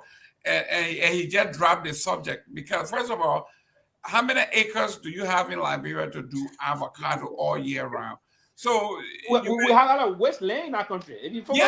Nobody wants to do it on the industrial level. You got 1 acre, 2 acres. That's not what we're talking about. Somebody also saying that Trump could ask Boga for detention at the airport. Yes, I would support that. And they pay for it though. Yes. We far from that side. How many? But that's good. You go face better yada. There you go. That's correct. That's not a bad idea. No, that would not be. But let me ask. So first, Mr. Gay Man, you're right. We haven't used AGOA at the level where we need to use it. That's because we don't have the right people in place. But let me ask Pewee and you guys this question, because I think you guys have a lot more knowledge in this space than I do. I'll be right back. If Trump were to approach the president of Liberia and ask if he could set up a military base in Liberia, what do you think about that? I think I said it earlier on before you could come. Oh, okay. On the beginning of the show, that would be one of the best way to attract more American interest in the country. I agree with that 100%. And he could remind the President Trump about, before, during the Cold War, America had a major CIA base in our country. They were using the Omega Tower, all of them. Remind them. So we had this infrastructure before in place. How can we leverage this? And we said it. We said it, Professor. And that's one of the ways we can go about it. But I don't know. You need to have a very strategic leader that will push a brave thing towards. Because if you do that, then you capture the attention of the U.S. Yes, that would be a big win. So you mentioned it earlier. I'm totally with you on that, because if you can convince the U.S. State Department that it's in their best security interest to use Liberia as a base because of the threat of terrorists around the world. Yes. And right there in Burkina Faso, you had they exactly. One or two that were headed by the Russian guy, the Pigogin guy that got killed. Was it the Wagner group? Yeah, the Wagner group. They read that in Burkina Faso. So it's important. You tell them, say, hey, there's a need that you have read in the West Africa basin. Come and establish it. We have a wonderful area to do that. Yeah, but Doc, listen to this. I did a lot of research in the Florida prison area. Do you know when I was the last one that I did? Okay, they were doing. Florida were paying about $25,000 per prisoner per year, per prisoner. Okay. They brought in about $2.4 billion one time. Can you imagine if if we agree, even if we say, okay, $25,000 per prisoner, okay. If you give up $10,000 per prisoner, right? $10,000 per prisoner, you are talking about maybe 1,000 or 2,000, 5,000 jobs. We're talking about extended. We're talking about contractual. You name it. The prison is not only the walls. We are talking about the employee. It brings a whole lot. We talk about different contractors washing we're talking about uniform. We're talking about security. We're talking about feeding. We're talking. You name it. Mm-hmm. It's a whole different industry. If our entire budget is less than $1 billion, and you bring in a prison industry that brings twice as that, okay? Hey, if somebody else is going to take this, somebody's going to take this contract. Yeah. Why not us? Yeah, but yeah, I see you got a fan out there, Mr. Gaiman. Yvonne loves that hat you're wearing also. I'm telling you, man. But even if you weren't doing the personal thing, right? Mm-hmm. You can do the base as a training base. Mm-hmm. And the reason I say that because when UNMIL was in Liberia, the amount of economic activity that Ellen enjoyed was tremendous, because when UNMIL left, if you look at the central bank's data, the economic activity dropped completely, tremendously. Collapsed. So even if you set up a base as a training point, I think what you guys have been discussing earlier, that would be a huge win. So right there, you guys already have nailed 2 recommendations, right? 2 winnable recommendations, right? Setting up like a U.S. base for training facilities, because you can say, hey, listen, the U.S. needs to be able to train people in this sort of tropical environment because they're not accustomed to, having conflicts in this environment. A training base, maybe extending AGOA, maybe allowing the U.S. to do a little bit of research and stuff in the area. But those are winnable things, right? HPX, I don't think it's so much of a winnable thing, because that's more of a rentier mindset. You're renting your resources again. So I don't think it'll be a winnable solution right there. But like I said early on, I know this is all, everybody's so excited about it, but I haven't seen anything posted on the State Department's website whether this is actually going to happen. But I saw, like people always say, the signal, right? We are talking about they having joint operation in Liberia. They're bringing the military folks.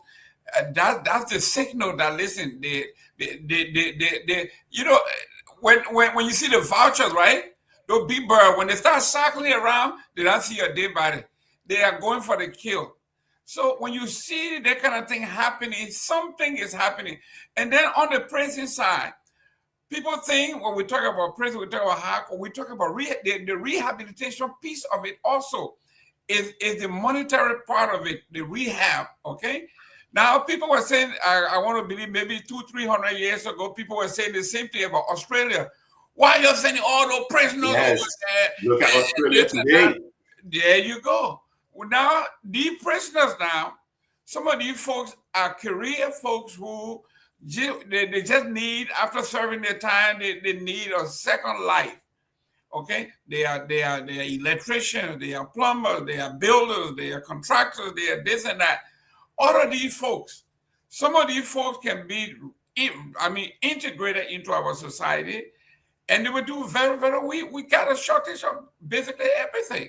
I know when you go to the sheriff website, you look at some of these folks that are arrested on a weekly basis, you will find principals, former principals, teachers, former doctors, former nurses getting into all kinds of trouble. Okay, most of the trouble that the doctors get in is fraud. You know that they overbill the government, this and that. Hey, we need few experts in Liberia. We need few surgeons in Liberia who have done their deeds here, and we can work their way back into society.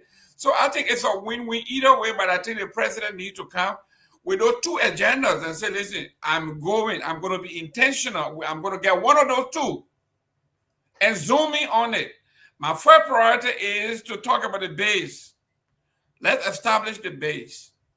If we can't do that well, let's do the rehab. We can put up the rehabilitation center in Liberia, and we can go with it. I think it's a win-win, but you have to come with a goal in mind. I'm going to get something out of this. I'm not coming on a listening tour. I'm not coming for you to lecture me on anything. I'm coming with a goal of, listen, this is what I want. I think Trump is going to appreciate you being bold and upfront. Like Ellie used to say, or she said in one of her speeches, if your dream doesn't scare you, then it's not big enough. Have a big dream and go for it. This is where the president needs to be when he comes. He should have a goal in mind, plan A and plan B. I'm going for it. The worst thing that can happen is the denial. The president, Trump said, we are not up for that, but at least I try. But I'm not coming to just sit and be lectured. I'm not going to do that. That's my take. Pewee, you the diplomat here. When you come into the table, you come with a plan of action. Like you say, you have to be intentional. This is what I want, and this is what I bring to get it. Take it or leave. I mean, you won't say take it or leave it, but you will hand it to him, and he's going to say, you know what?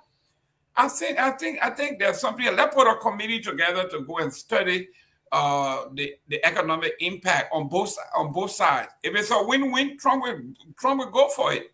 He's a businessman. He like cutting deals. Yes. Mr. Pewee, I'm sending you. You are traveling with the president. You're going to be in the president's ear. You're going to be with the president. You're going to make sure he doesn't fall asleep. You're going to make sure he doesn't read. You're going to make sure he doesn't incite encyclopedia. That's not what Trump wants. Trump is a dealer and wheeler. Listen, man, I got 5 other presidents behind you, 4 other presidents behind you. They are waiting. Their time is coming. You got 15 minutes with me. What do you want? Your elevator speech. What is it you want? How you want it? When you want it? And what you're going to do to get it? Tell me. You got 15 minutes. If you want to sit there and say, Liberia were founded in 1822, and the slaves came, and we had a tough time, and here we are today. Trump going to ask you, what is your salary? What is your salary? You say, 10 million. I say, oh, I'm the president of the United States. My salary is $250,000. What is it, $400,000 now? My salary is $400,000, and yours is $2 million. Yeah, go ahead, Pewee. You know, you said something. When Trump recently, I don't know what State of the Union or what he called it, first he did, he mentioned Liberia. He talked about the $1.5 million for voter confidence, right? That's right. He said, yeah. So you go say something, and I will click to him. Yeah, trust me. He will say, "God." You know, I'm thinking you're going to offensive, right? You know, he gets me up to be very, very, very mindful as to how we tend to engage the discussion. That's what I'm saying. Engage a discussion that will be fruitful, it will be good. But if you slip and you push into a side, no, so that will be it. You will make thinking about, then they go ask the question, then they go ask and say, well, what the 1.5 million for what kind of confidence? But you see, look, you know this though. Before this meeting, I said it earlier, they are preparatory process, right? Yeah. Now, and one thing, you gotta be very careful because look, everything that happened in Liberia recently will be brought to his attention, right? And Trump, he asked you a direct question. So if he asks you, he will tell you. If he asks you about the removal of the speaker, all the things that come about, they put you on the spot with the kind of stuff. And mind you too, one thing to be careful too. John is in the Oval Office. They will start asking questions because all they can do, they will do research on Liberia quickly. So, Mr. Vice President, they refuse to honor the Supreme Court ruling. Hey, Mr. President, you refuse to ask that kind of question there. All they will bring it about. And it is true that your ministers are making this amount of money. You're driving $50,000 car. You just bought a $1 million Lexus and bulletproof. Man, you understand? Anything can happen. Then the prepare to ask Trump, you say, but do you know the price of the beast? Okay, take him out of here. Do you know the price of the beast? You begging for me, asking me for my beast. Sleeping for your father. No, but you know what's happy, right? I mean, the people that fall asleep small, they'll say, look. Yeah, right. Say wake him up. No, forget it. That one, La Bro, forget it. No, But I come give me. uh, Trump is already knew of calling Joe Biden Sleepy Joe. yeah. Oh yeah. Oh yeah. You say, remember Joe, Sleepy Joe. You joke and say, "Are you another Sleepy Joe too?" Yeah. But no, trust me. Don't worry. Okay, no, that guys Joe. are no good. That Joe, the man is obsessed with calling Joe all the time. That Joe, yeah. he go blown away. I mean, link to Joe Biden. No, he's not a typical president. No, we're gonna man. No. Man, no, the first person I see. The man is unconventional. Every day the man gives the press. I love him for. Yeah. He meets the press every day. But you saw what happened today? He just won another $16 million settlement. Oh, really? Yeah. Man, 16 million. 16 million, $16 million. I think from Paramount. Yeah, the Paramount is a motor company. You know, yeah, the motor company. This and all of the people. You know, the system in the interview during the campaign Kamala Harris had. They said, he had an interview with CBS. CBS. Uh-huh. And they said issue of sending other things. Where he said some things and he sued them. He sued them for that. Look, they were going to win the case, but they don't just want to be anything with him and other things. So they decided to clear him with $16 million. Yeah, but what they were wrong. When you interview Trump, you interview him as a regular guy. Then when Kamala Harris came in, you had to plug in her ear and they're sending you the information and all of that. That was true, man. Oh, that was true. That was true.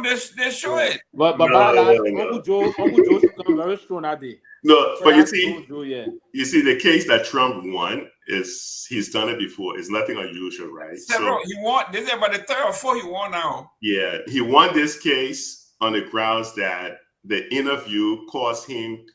It was traumatic. He said the pain during the campaign of him watching 60 Minutes interview Kamala, and they were kind of lenient with Kamala. They weren't like tough. They had to usually will be tough with him. So all of that, he said, led to mental anguish. Wow. But if you look at Trump historically, and I'm going to take you guys back a little bit historically, if you've been in the New York City area a long time, this is nothing new. Years ago, when the U.S. government repealed a law, there was a law that had been on the books since 1933 during the Great Depression called the Glass-Steagall Act. When they repealed it, there were major banks looking to do business in New York. One of the major banks was a bank called Deutsche Bank, right? They're still around today, but they were coming from Germany. Deutsche Bank wanted to do business in New York, but they wanted to connect with somebody real prominent.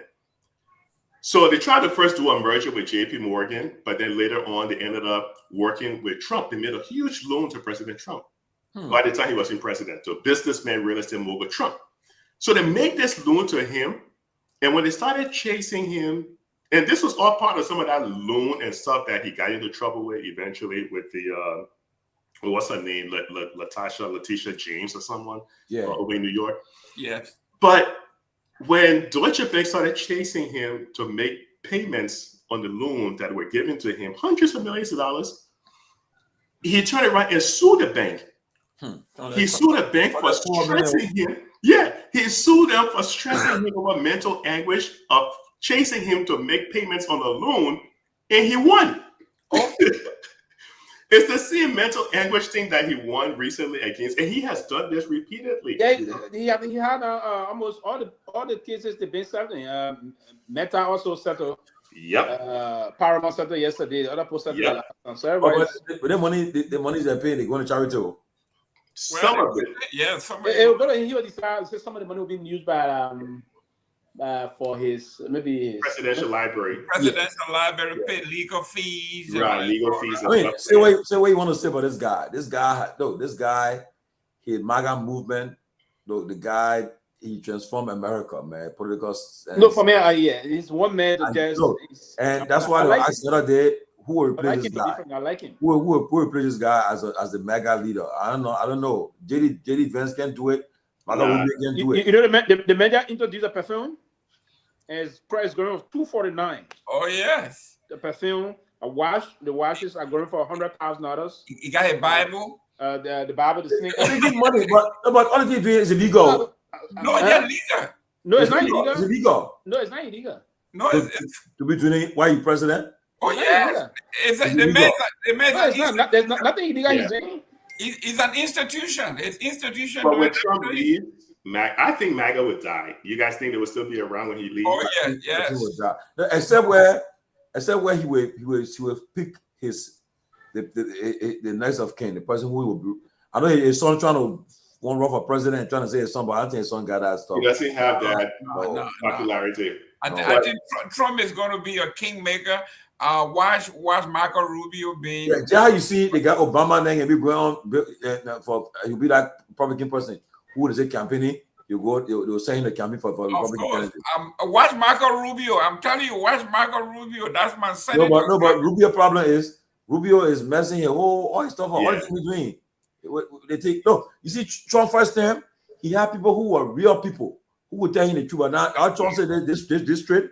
I put people who loyal to me. When I say did will follow behind me. Look at the bill. The big beautiful bill you're talking about now. The bill right now. Now look at the woman. I they call McCaskey, right? McCaskey, yeah. Yesterday she was compelled to go and vote on that bill. But Rand Paul, Tom Tillis, I think who again and McConnell, right? No. Yes. The three boys that voted against the bill, right? The big and beautiful bill. Yeah. Got from North Carolina. Yeah, it's going to pass. It's going to pass. Ron Paul and somebody else. Now, Republicans say they're afraid because they're in a district, a swing district, and they're going to affect it in the nursing homes. You say you're going to primary you. They're affecting nursing homes, group homes, how you call them? SNAP, the children SNAP benefit for the children and the pregnant women, all the thing. Man, he will take for a joke, but you see it. You see what happened. Next one was start cutting people off. Say, you people we get money, we can't afford it. Now you see, there's a statement from the U.S. Embassy today. Just came out. They said the official statement of the African Director for Logistics announces location for 2025 Logistic Conference in Liberia. So the 2025 Logistic Conference of Africa is going to be held in Liberia. Hey, there you go. Joseph Boakai, you got But I'll be like that. Eh? Be like that. What, Joseph Boakai was going to be re-elected. Man told you. He posted in Liberia for the first time, yeah. The man said, you hear what Anthony Cassidy said? Even we pronounce ourselves, we're not 2020. Where you going to go, Supreme Court? Now he said, where you going to go, Supreme Court? No, but for me, these are just bluff talk. If they didnn win the election, they can pronounce themselves. Okay. And I can say this to you. There's a bluff talk. They didn't win the one in the House, and they took it. Yeah. They anyway, that we are the TC now, right? Or those who will get power of them, but they shouldn't try it. Okay. They shouldn't dare try. No, you see, it's one thing for you if you want to cheat during an election, at least things in the country should be going a little well. Mm-hmm. Because if things are really, really bad, that's a very important thing. When people are hungry, suffering, then you go cheat. They're suffering. Somebody say you win election. You will trigger a problem. You trigger a problem. It's one thing to say, okay, things are going somewhat well, then you can kind of sneak it through. Yeah, and nobody want to revert to go into trouble. Exactly. Yeah, everybody's saying that. The other man hustling already about the roof level. You say, no, man. Exactly. I mean, okay, that's continue the way. It's a different ball game because, and you see, this is what I always say. Every time somebody comes into power in Liberia, there'll always be something. Because right now, what the economies are going through with the war in Gaza, with what may be taking place. I know things have died down with Iran. What's been going on in Ukraine, and we know Ukraine and Russia was producing a lot of the wheat and stuff. Mm-hmm. We see the significant cut to foreign aid under President Trump big beautiful bill. We see the demise of USAID. We see all of these things. People now are saying they are quite similar to the financial crisis that took place during Ellen's time, 2007, 2008. And during that time, the economy in Liberia tanked. The total productivity in the country went down during the global financial crisis. So President Boakai is experiencing this because Liberia, we've been so dependent on foreign aid. And even now, because President Trump has cut foreign aid to Europe. The European countries now have been cutting their own foreign aid because now they're looking to invest a little bit more in their military now. They've been bumping up the investments. Totally 5%. Exactly. So all the foreign aid that Africa was kind of depending on is being dried up. And President Boyka will have a lot of challenges creating jobs. And people will start to feel it. There'll be a small segment, and I think you guys know this. There's always a small segment in every population that will not feel it. They will always enjoy it. But a majority of the people, especially the poor people in the rural areas where poverty level, is around 70%. Monrovia, those people that will start complaining and things like that because you can't keep up like this. This big, beautiful bill is going to hurt a lot of people who are depending on foreign aid. He's still giving a little bit of money to things like the Global Fund. I think the big, beautiful bill has about $800 million or so for the Global Fund and things like that. But it's not enough. You can't cut USAID. You can't cut this, almost 34 billion from the State Department and it not impact those countries that are receiving foreign aid. So I'm telling you, they may want to rethink if they think they can just declare themselves winners, but all of these things there with this foreign visit and all this stuff, it hasn't translated into something tangible. None. For Liberia. Because who was it? I think it was Pewee or Jerome that mentioned that Ellen spoke before Congress. Yeah. Did that benefit Liberia? Benefited her. Well, we got 50 million, I think. Yeah, but why? Yeah, but how many people got jobs, right? But let me ask you, right, Professor? So this issue with Jerome Powell and Trump, I mean, what's Trump problem with him? What's Trump getting mad with this guy for? Want to drop the interest rate? Yeah, you can't drop the interest rate. It's an independent entity. Yeah. Trump with that guy trying to expire. You can't wait. Trump said the gentleman said he's willing to work with Trump, but Trump had this idea the tariff thing is killing everybody, including his own agenda. Because even if he wanted to cut interest rate with a tariff war, there's no way he can do that. That's why he told the president, I cannot do anything while the tariff thing is going on because you got tariff going from here to there, from there. They send it back to you, you send it to them. The economy is not stable for us to say we can forecast the next 9 months, 12 months, what's going to happen. You can't do that. So you can't cut interest rate. So he's upset. You don't want to be. He want to be like Idi Amin. Just call the central bank and say, "Listen, print more money, money." Zimbabwe. Even Zimbabwe was right? They were doing that too. Idi Amin did it in Zimbabwe. But you see, Jay Gayman, you see the big difference between America and Liberia in terms of the finance. Yeah. When President Trump threatened Jerome Powell, the stock market went down. Yeah. And people told him right away. Then he pulled back. He started double talking and started saying other things. Because it's written in the Federal Reserve Bank Act. The act was written, I think, in 1913 or so, the act that formed the Federal Reserve System. But it's written there that the Federal Reserve should always be independent. But look at Liberia. The president suspends the central bank governor. Put his nephew there. And there's no repercussion. You're not supposed to do that because it takes away the independence of the central bank. The central bank should be dissolved because it's just, the president controlling is absolute nonsense now. If the president could just get rid of, look, I was never a big fan of Tarlu, but you have to follow the law. If you want to get rid of him, look at the act that created the central bank and then find something tangible in there and then go through the process to get rid of him. If you want to get rid of him, do it the legal way. But you can just start suspending people from independent agencies and then putting that it makes you lose credibility 100%. Those are the kind of things that America look at and it kind of drives investors away. So I don't know why.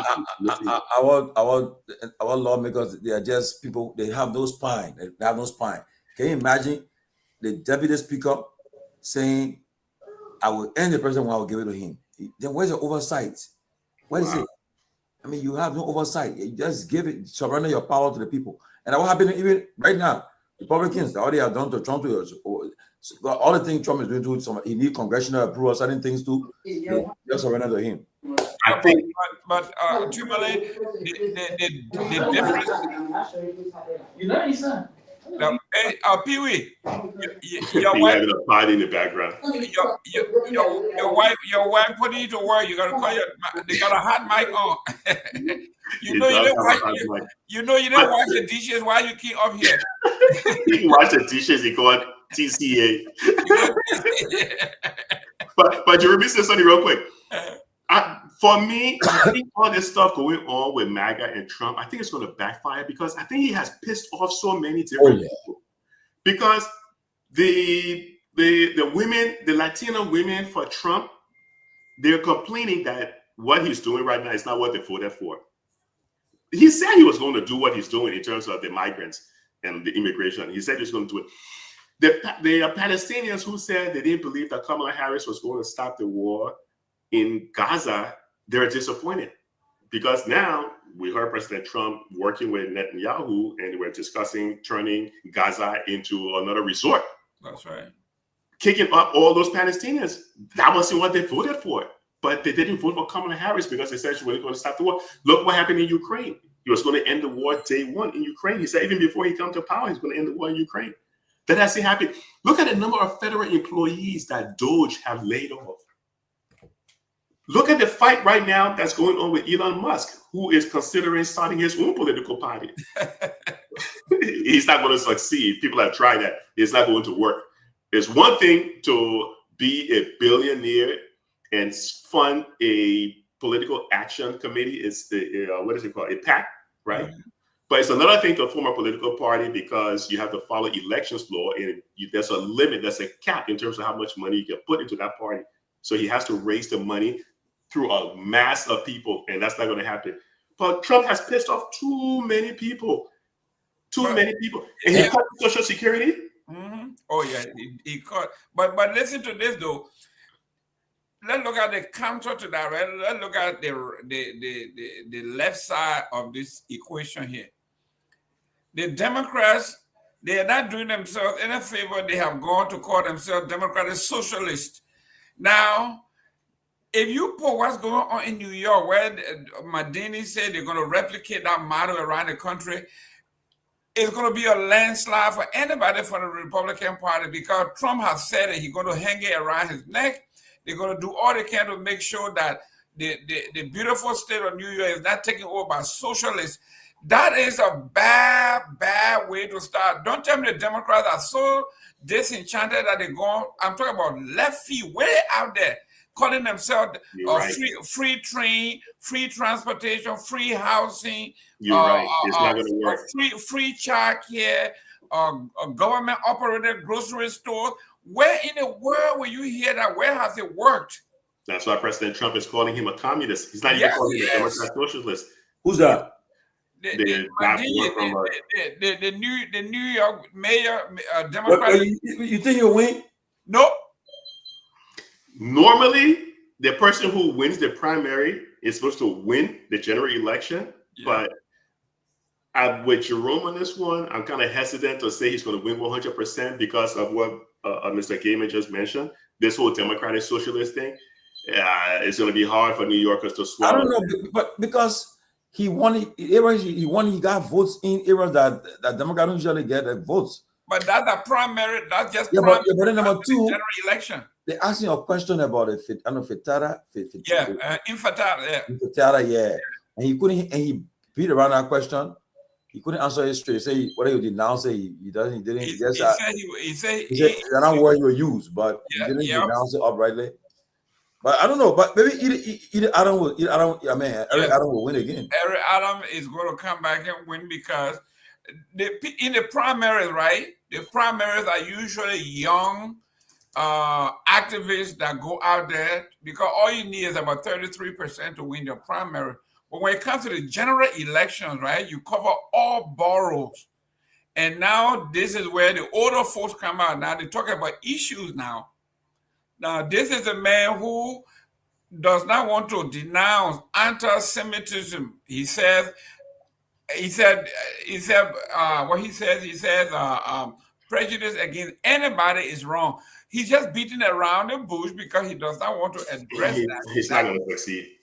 The Jewish political action machinery in New York, they have a heavy footprint in New York.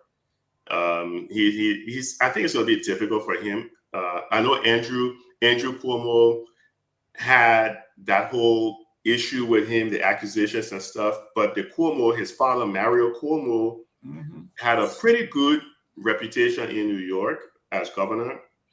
I know Andrew suffered a huge setback in all the fiasco that he was involved in.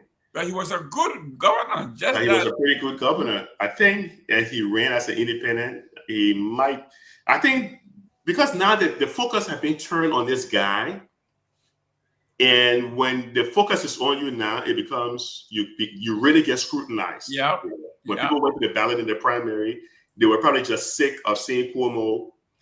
Eric Adams cut that deal with the Trump administration so he wouldn't get prosecuted, and this guy was like the best alternative. But I think as they start to scrutinize him and then Trump start bashing him, calling him a communist, that's going to have an impact on him. And then what you guys just mentioned, he can describe or he can repudiate the intifada. That's going to be a problem, especially for the thousands of Jewish voters in New York. So, and guess what? Uganda. Thanks, Fix Electronics. Kampala. Listen, this election is going to be close to $1 billion. And Eric Adams and Cuomo can raise that money, no problem. This man is depending on the young college students and the hippies to raise that kind of money against your opponent is going to be tough. It's going to be tough. It's going to be tough raising that money, and when they use that money to demonize him, you think they have started? This election have not started. It's going to get nasty. All those speeches that he gave, all those things about pro-Palestinian, supporting those kids on Columbia University campus, and all of these things are going to come out.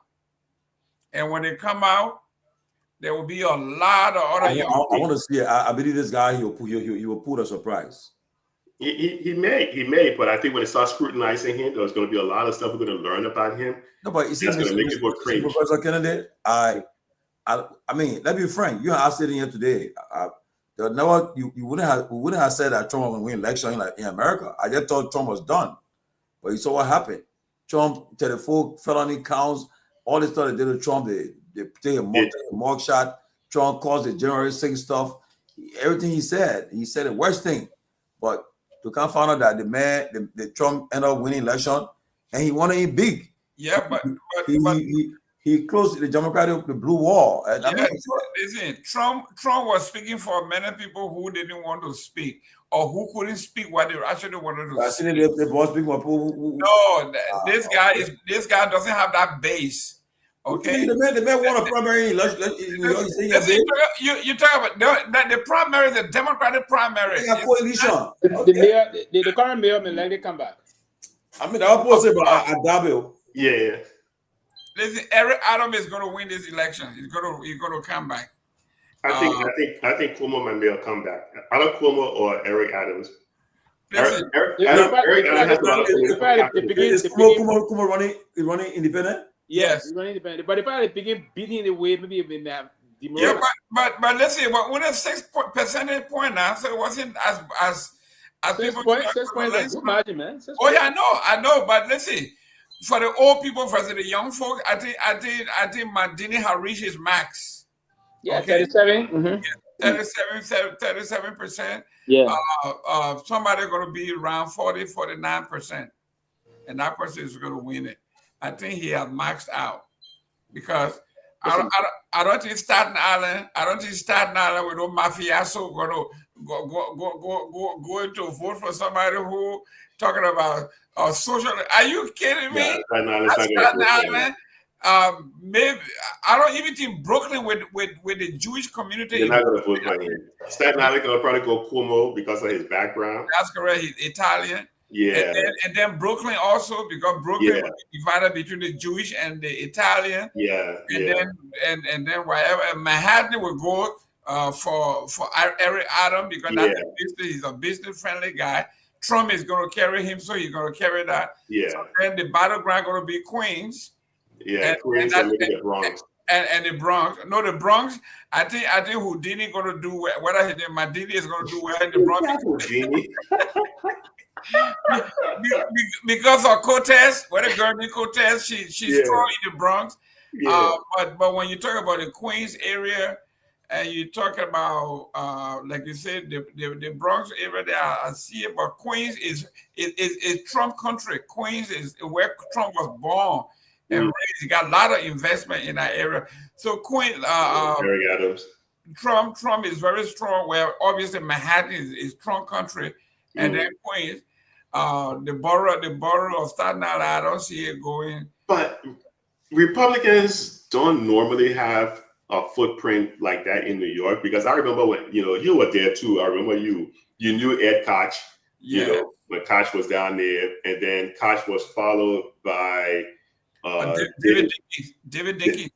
David Dinkins was a softie, very soft, and that's why Giuliani. Because when Giuliani came in, Giuliani was able to use the RICO to try to take down all of the mafiosos in New York. He made his name. That's how he made his name, became America's mayor, and this had all been Democrats, right? Even followed by, but this guy was a Republican. Was Michael Bloomberg a Republican? Yes. And Giuliani was also a Republican. He was a Republican. Yeah. But Giuliani came in.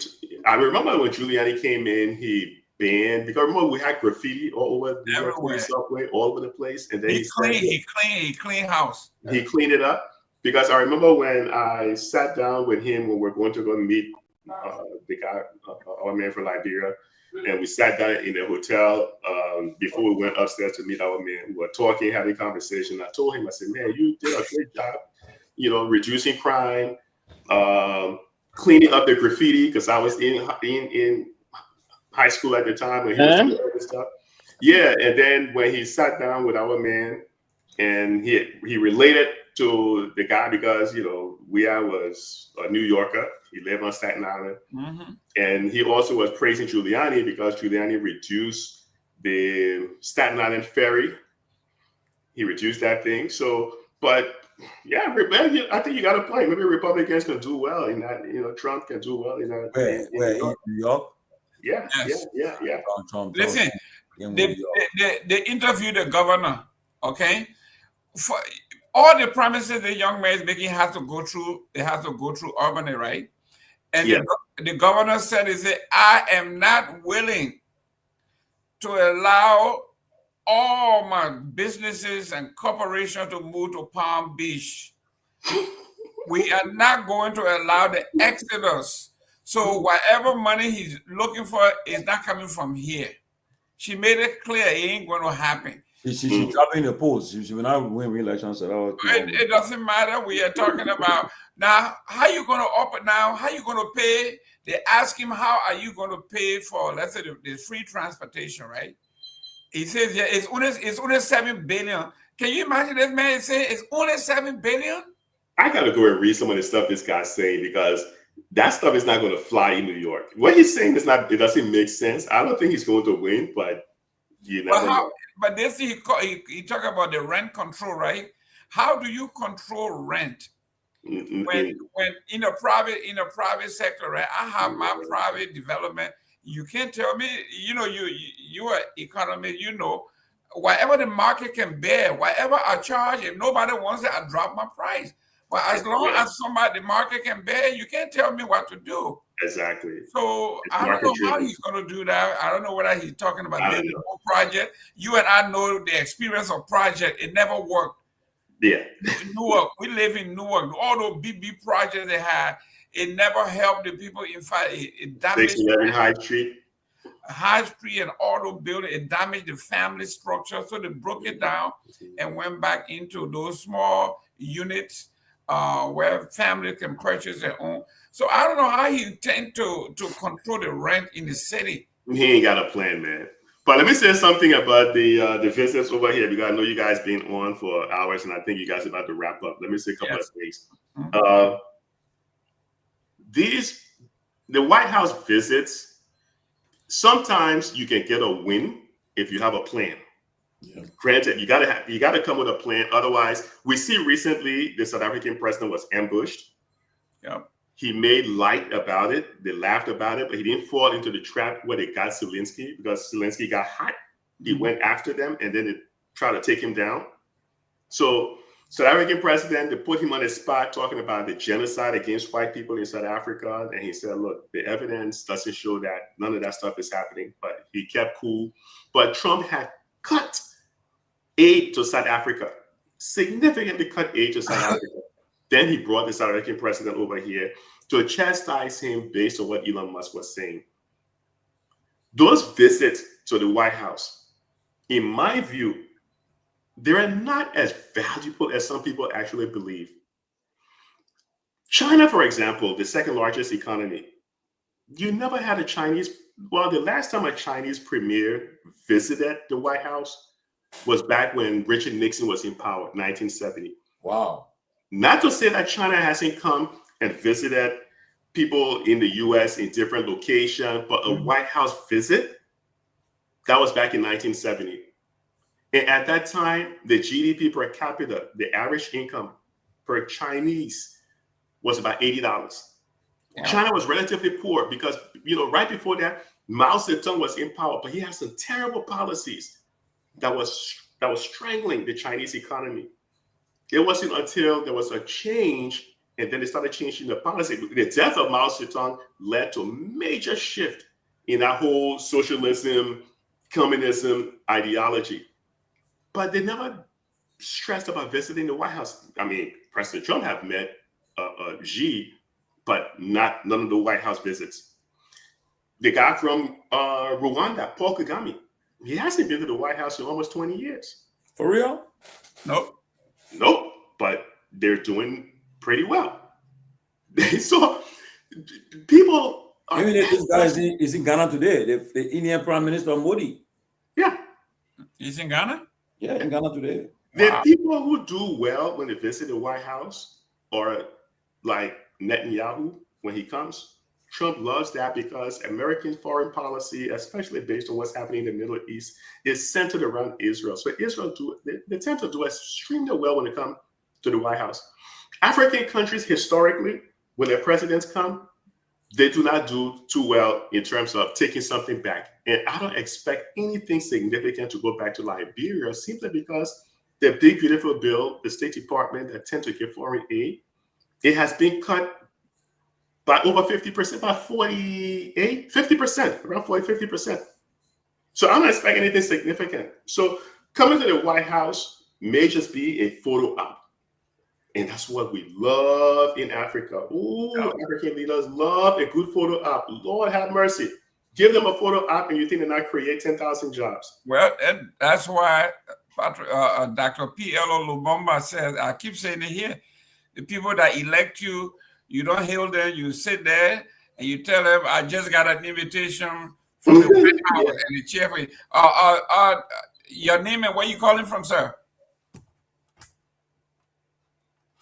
Hello? Yes, are you ready for? Yes, go ahead. Yes, my name is Kehleboe, a panelist on this show. I just want to make a quick comment here. I'm surprised that Tomalin George is not taking on Gilman. Gilman, a Republican agent, is actually his own Republican. Here is what is true about Madani. I'm independent. Madani has proposed honor Major Bloomberg. He actually froze or rent in New York. Michael Bloomberg did the same thing as an independent mayor of New York. He did it.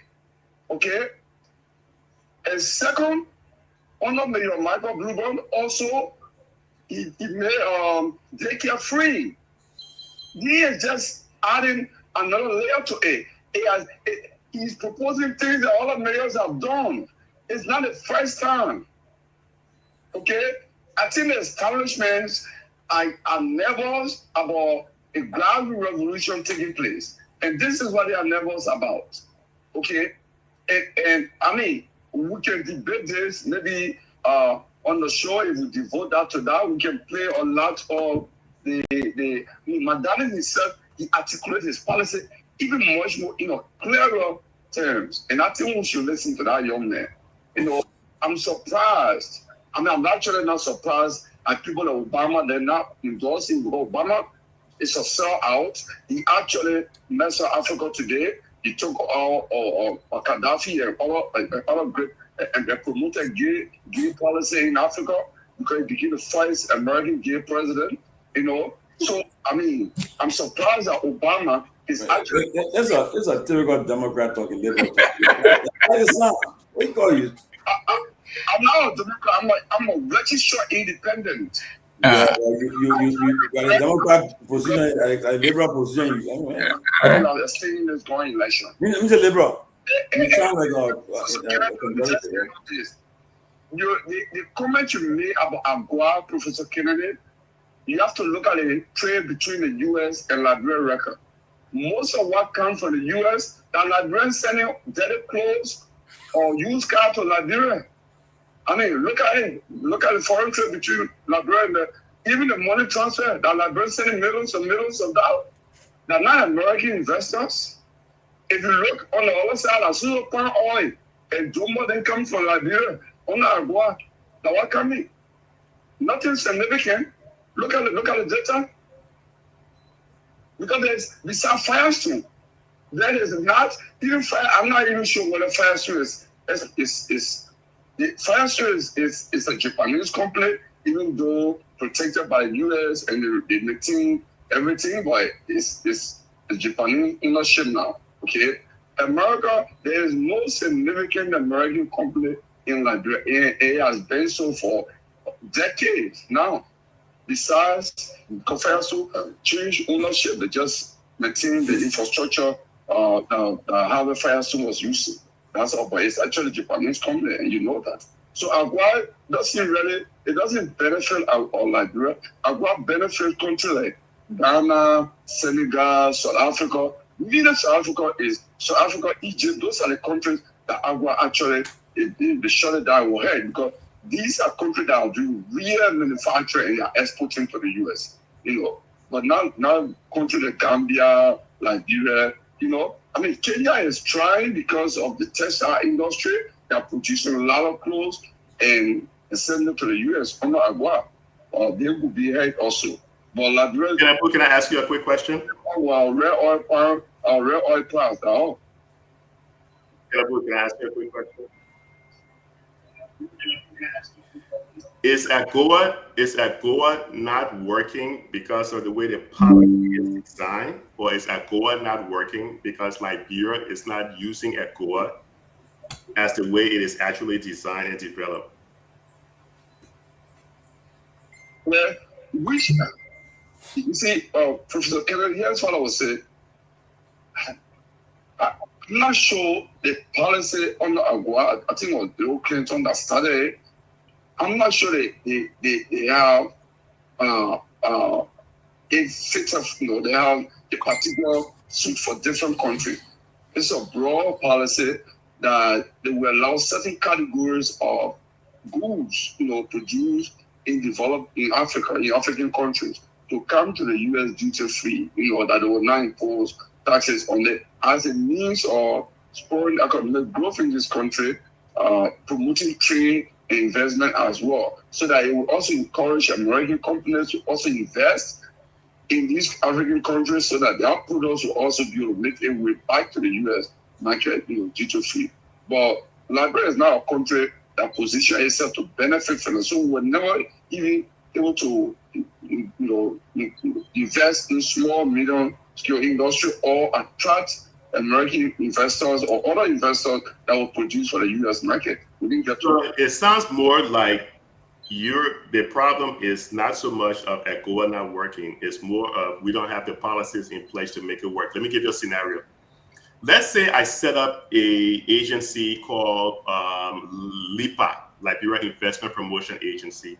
This agency, the key primary function of this agency is to convince investors to come up and set up light manufacturing in Liberia. So I sent some of my agency representatives over to Asia, and I said, listen, you guys are looking at almost 30% tariffs in terms of sending goods over to America.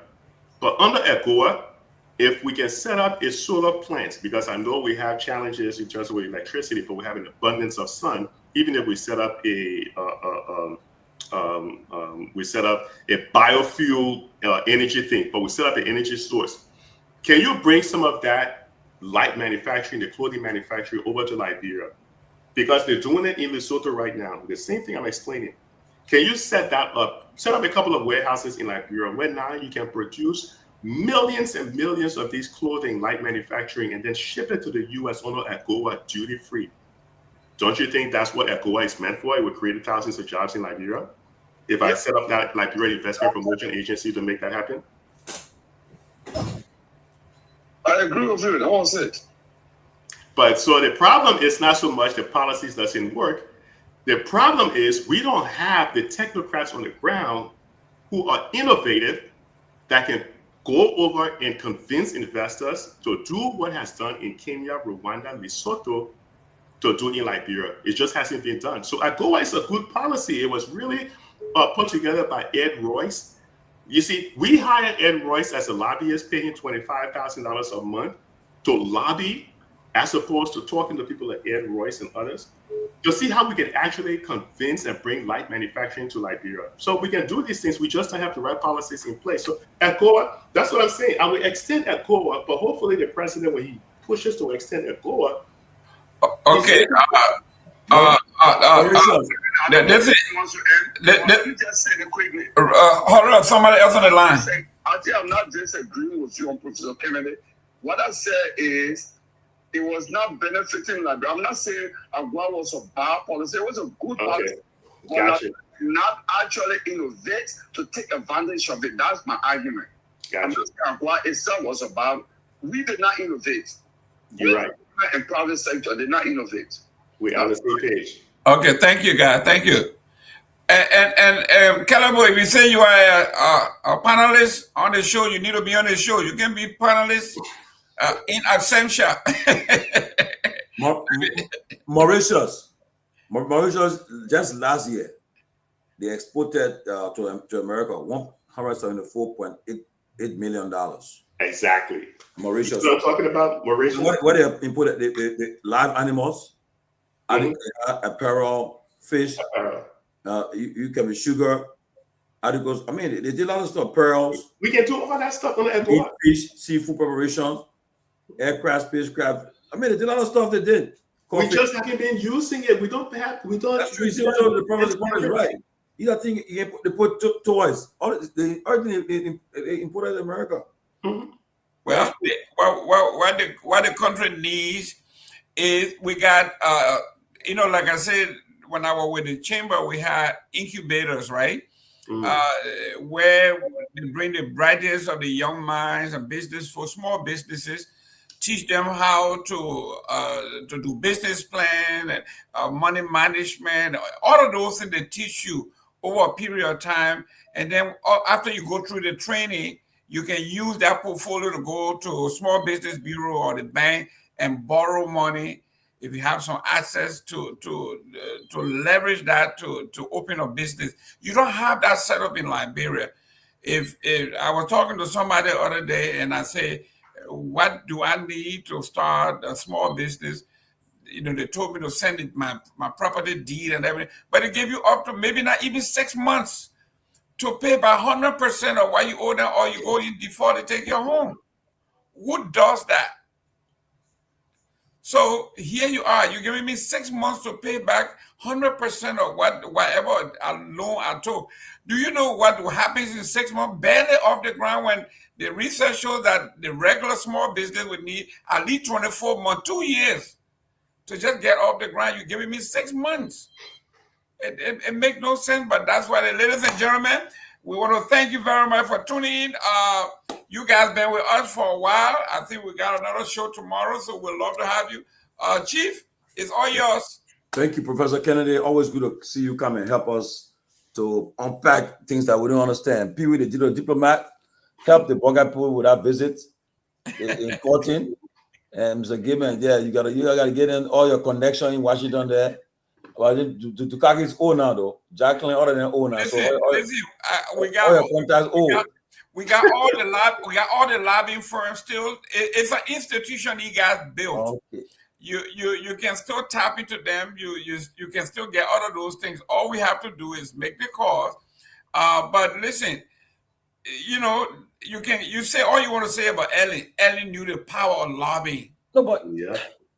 look, if the guy from Front Page Africa, Rodney Sid, tells you how much they actually spent on lobbying to look good, you won't believe it. But you have to. Lobbying is like an investment. You need to invest. Yeah. Your cabinet, but look at the woman cabinet. Look at Doe cabinet. Look at Taylor cabinet. I mean, all the things. Look at they put them.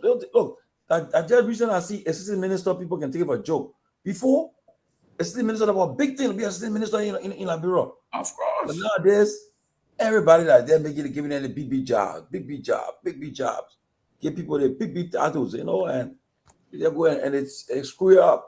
They get paid, and there's nothing. Look, when you pay, when let's say to the judge we have folks, okay. I introduced to them Tom Dasher, the former senator, okay, powerful man. Oh, you knew him too?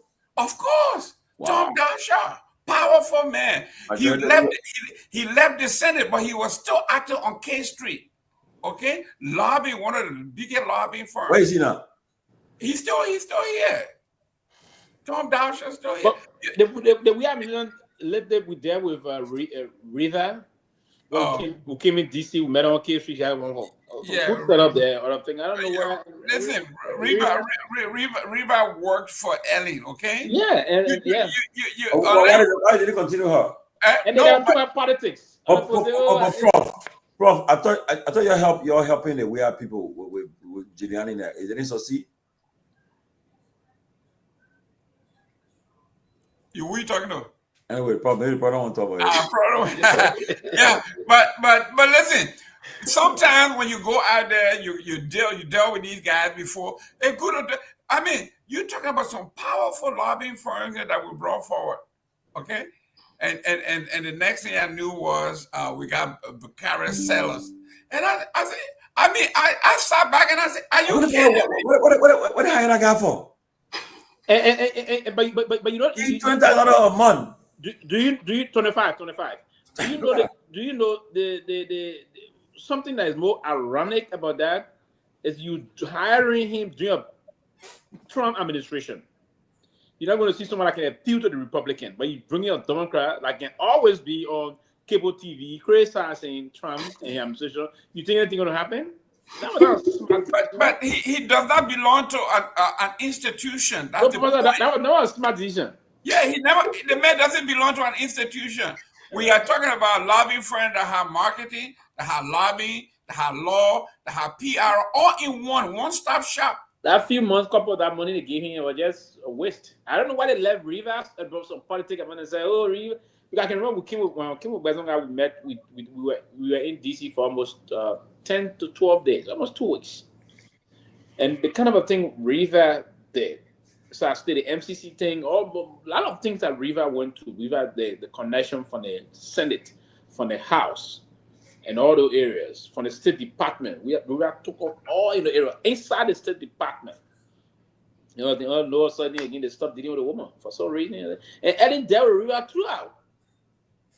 And Riva did some heavy lifting. So, but again, you need serious lobbyists. See that case, you need to penetrate, enter K Street and get some serious lobbyists that can open some doors for you. That's what you need in the kind of society. You have to pay the money. No, I met with your homeboy. Okay, we met in South Beach. Introduced him to ballers and partners, so the biggest one I've ever done. And man, I wasted my time. Took you to South Beach and show you to some of the biggest name in it. I mean, we're talking about all the countries in South and Central America, ballers represent them. And I'll take you where you go. Turn around and call me. You going with Bacala sellers. I said, you're not serious, man. You guys are not serious. You're a strong citizen support. I know what happened. You didn't help them. No, you have to be able to accept. Okay, somebody made a recommendation. If you say, listen, thank you for the recommendation, but I'm not using it. I don't want to use balance. I don't want to use Tom Dasher. I want to use Bacala sellers. Okay, go ahead. Who is he? He's a commentator. Sellers make stupid money, man. Yeah, he's a part-time commentator on CNN. That's it. Besides that, nothing. I mean, who advised him again? Twitter about it. They really screw up that one. Who was he? He was a regular state representative from South Carolina. That's it. Not even Washington D.C. I didn't tell that you are not still represented again. No, he had lost that seat, man. Come on, you guys are not serious, man. That's why when I see Guar playing the Torgbean style by suppressing it like they did David Coleman, I say, you see, the people teach you how you have the wrong government. Hey, guys, it was nice to see you guys. Let's do it tomorrow. Yes, good guys. Thank you.